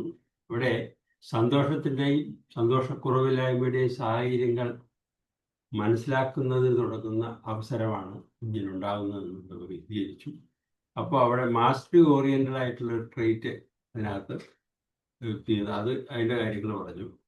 അപ്പോൾ പുറത്തുള്ള ചുറ്റുപാടുകൾ എക്സ്പ്ലോർ ചെയ്ത് അതിനെ സമാധാനപ്പെടുത്തുകയും സംരക്ഷപ്പെടുത്താനും പറ്റുന്നതായ സംരക്ഷകരുടെ ഒരു പ്രധാന റോള് ഇതിനകത്തുണ്ടെന്നും അതുവഴി അതായത് കുഞ്ഞിനെ സമാധാനപ്പെടുത്തുന്നതിനും മറ്റുള്ളവരുടെ സമീപനം സ്വഭാവ രൂപീകരണത്തിന് സഹായിക്കുന്ന ഒരു ഘടകമാണ് എന്ന് സാർ പറഞ്ഞത് മനസ്സിലാക്കുന്നത് ഈ കാര്യത്തിൽ. ഓക്കെ. പിന്നീട് ശ്രദ്ധിച്ചത് ഈ 3 തരത്തിലാണ് ഇതിൻ്റെ ഇത് വ്യത്യാസം വരുന്നതെന്ന് പറഞ്ഞു കുട്ടികളിൽ. ചിലർ ഈസി ആയിട്ട് വരും, ചിലർക്ക് വളരെ വിഷമം പിടിച്ചതായിട്ട് വരും, പിന്നെ വളരെ ഇത് നേരെയായി വരാൻ ബുദ്ധിമുട്ട് തോന്നിക്കുന്ന ഒരു സാഹചര്യം. അങ്ങനെ 3 സാഹചര്യങ്ങളായി പറഞ്ഞത് സാറ്. അപ്പോൾ അവിടെയും ഉള്ള പ്രതികരണങ്ങൾ കൊണ്ട് കുട്ടിയിൽ ഒത്തിരി സ്വഭാവ രൂപീകരണത്തിനുള്ള ആവശ്യം ഇത് വരുന്നുണ്ടെന്ന് സാറ് പ്രത്യേകം എടുത്തു പറഞ്ഞു. ഒന്നാമത്തെ കുട്ടി എളുപ്പത്തിൽ സാഹചര്യങ്ങളുമായിട്ട് ഇണങ്ങിച്ചേരും. രണ്ടാമത് കുറഞ്ഞ ഊർജ്ജസ്വലതയാണ് അവർക്കുള്ളത്. അത് പിൻവലിഞ്ഞ് അഡ്ജസ്റ്റ് ആവാൻ കൂടുതൽ സമയമെടുക്കുന്ന ഒരു കാര്യമാണെന്ന് പറഞ്ഞു. പിന്നെ മൂന്നാമത്തതാണ് തീക്ഷ്ണമായ പ്രതികരണത്തിൻ്റെ കാര്യം പറഞ്ഞത്. അവിടെ ഈ ഉറക്കവും ഭക്ഷണവും ചിട്ടയില്ലാതാകും, അതുപോലെ തന്നെ കുട്ടിയിൽ നെഗറ്റീവ് മൂഡ് ഉണ്ടാകുന്നു എന്നുള്ള കാര്യങ്ങളൊക്കെ സാർ വിശദീകരിച്ചു പറഞ്ഞു. അപ്പോൾ കുഞ്ഞിനെ കാണുന്നതിനും കേൾക്കുന്നതിനും തൊടുന്നതിനും രുചിക്കുന്നതിനുള്ള സമയം ഉണ്ടാകണം, അത് ഉണ്ടാക്കി കൊടുക്കണം എന്നാണ് സാർ പറഞ്ഞത്. അപ്പോൾ അങ്ങനെയാണ് ഈ പ്രൈമറി സർക്കുലർ റിയാക്ഷനും നോൺ വെർബൽ കമ്മ്യൂണിക്കേഷൻ ഡെവലപ്പ് ചെയ്യുന്ന കാര്യങ്ങളൊക്കെ സാർ വളരെ വിശദമായിട്ട്. അപ്പോൾ ഈ കാര്യങ്ങളിൽ വളരെയധികം ശ്രദ്ധ ചെലുത്തിയാൽ അതായത് കുട്ടിയുടെ സ്വഭാവ രൂപീകരണത്തിന് ഒത്തിരി സഹായകരമാകുന്നതാണ് എന്നാണ് സാർ ഇന്ന് ക്ലാസ്സിലൂടെ വൈകാരികമായ വികസനത്തിന്റെ കാര്യത്തിൽ സാർ സൂചിപ്പിച്ചത്. Thank you sir. Thank you very much. Welcome welcome. Okay, അടുത്തത് രമാവതി മാമാണ്.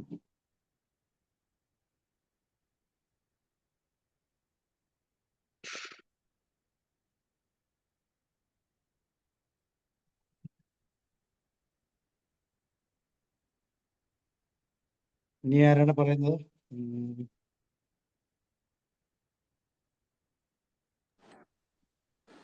സാറേ കുറച്ച് തിരക്കിലായതുകൊണ്ടാണ്. മോന്റെ ഫ്രണ്ടും വന്നിട്ടുണ്ട്. അപ്പം എന്താ സംഭവം എന്ന് പറഞ്ഞാൽ നല്ല ക്ലാസ് ആയിരുന്നു സാറേ. ഇത് ശരിക്കും പറഞ്ഞാൽ എന്നെ സംബന്ധിച്ചിടത്തോളം ട്വിൻസ് ആണ് മോക്ക്.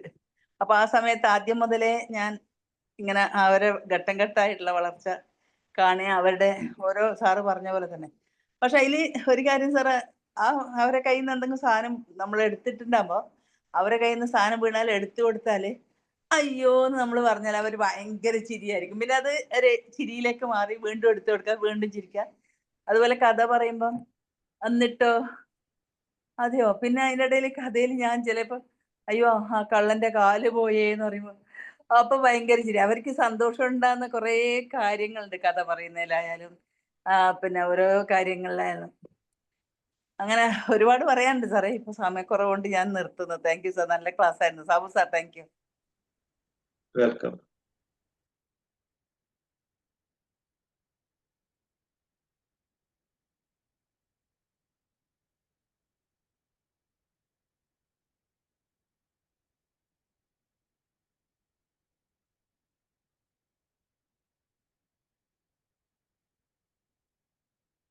എന്തെങ്കിലും സംശയം ഉണ്ടെങ്കിൽ ചോദിക്കട്ടെ. കുറച്ച് കട്ടിയുള്ള കാര്യങ്ങളാണ് ഇന്ന് ഞാൻ പറഞ്ഞിട്ടുള്ളത്.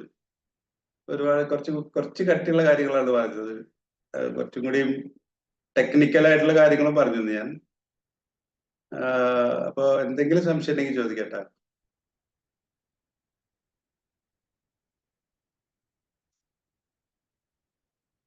ഗിരിജ മാം ഉണ്ടോ ഇതില്? നേരത്തെ തുടക്കത്തിൽ കണ്ടതായിട്ടുണ്ടായിരുന്നു, ഇപ്പൊ കാണുന്നില്ല അല്ലേ? ഉണ്ടായിരുന്നു തോന്നുന്നു, ഇപ്പൊ കാണുന്നില്ല. ഇപ്പൊ കാണുന്നില്ല. ഓക്കെ, തിരക്കാണ് അവർക്ക് ഭയങ്കര. ഇനി ആരെങ്കിലും, രവീന്ദ്രൻ സാർ, ഇന്ദിരാ മാം, ആർക്കെങ്കിലും എന്തെങ്കിലും ചോദിക്കാനുണ്ടോ? ശുദ്ധാനന്ദ ഡോക്ടർ ഉണ്ടോ? George sir? ഫീഡ്ബാക്കുകൾ വേണം കേട്ടോ, എങ്കിലാണ് അതെ. ആ, ആഴത്തിലുള്ള ഒരു ക്ലാസ്. ഇന്ന് അമ്മമാരൊന്നും ഇല്ലേ?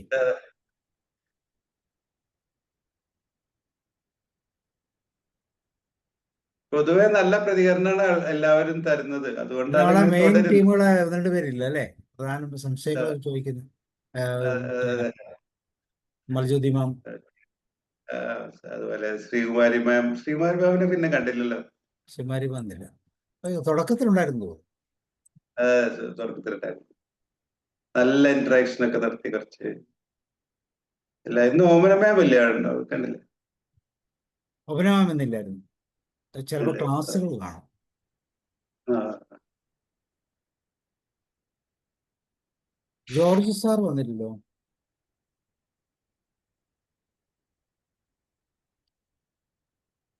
ഓക്കെ, അപ്പോൾ കുഴപ്പമില്ല. നമുക്ക് ആൾക്കാർ യൂട്യൂബ് കണ്ടു കഴിഞ്ഞിട്ട് നോക്കോളും.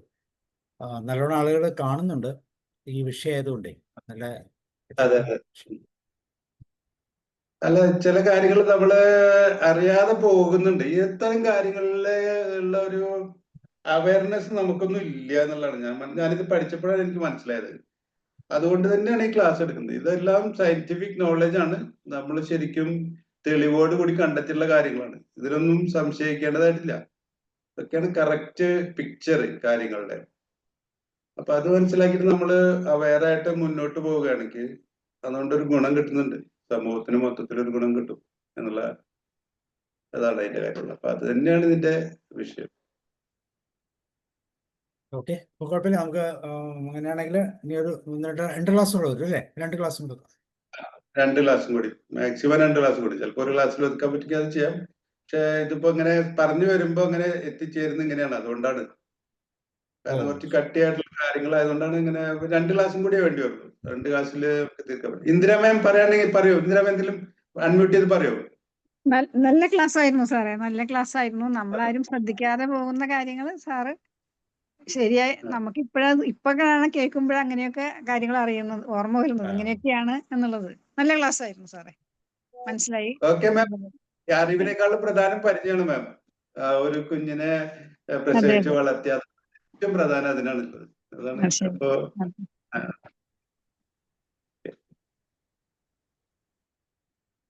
വേറെ ആരെങ്കിലും ഫീഡ്ബാക്ക് തരുന്നുണ്ടെങ്കിൽ.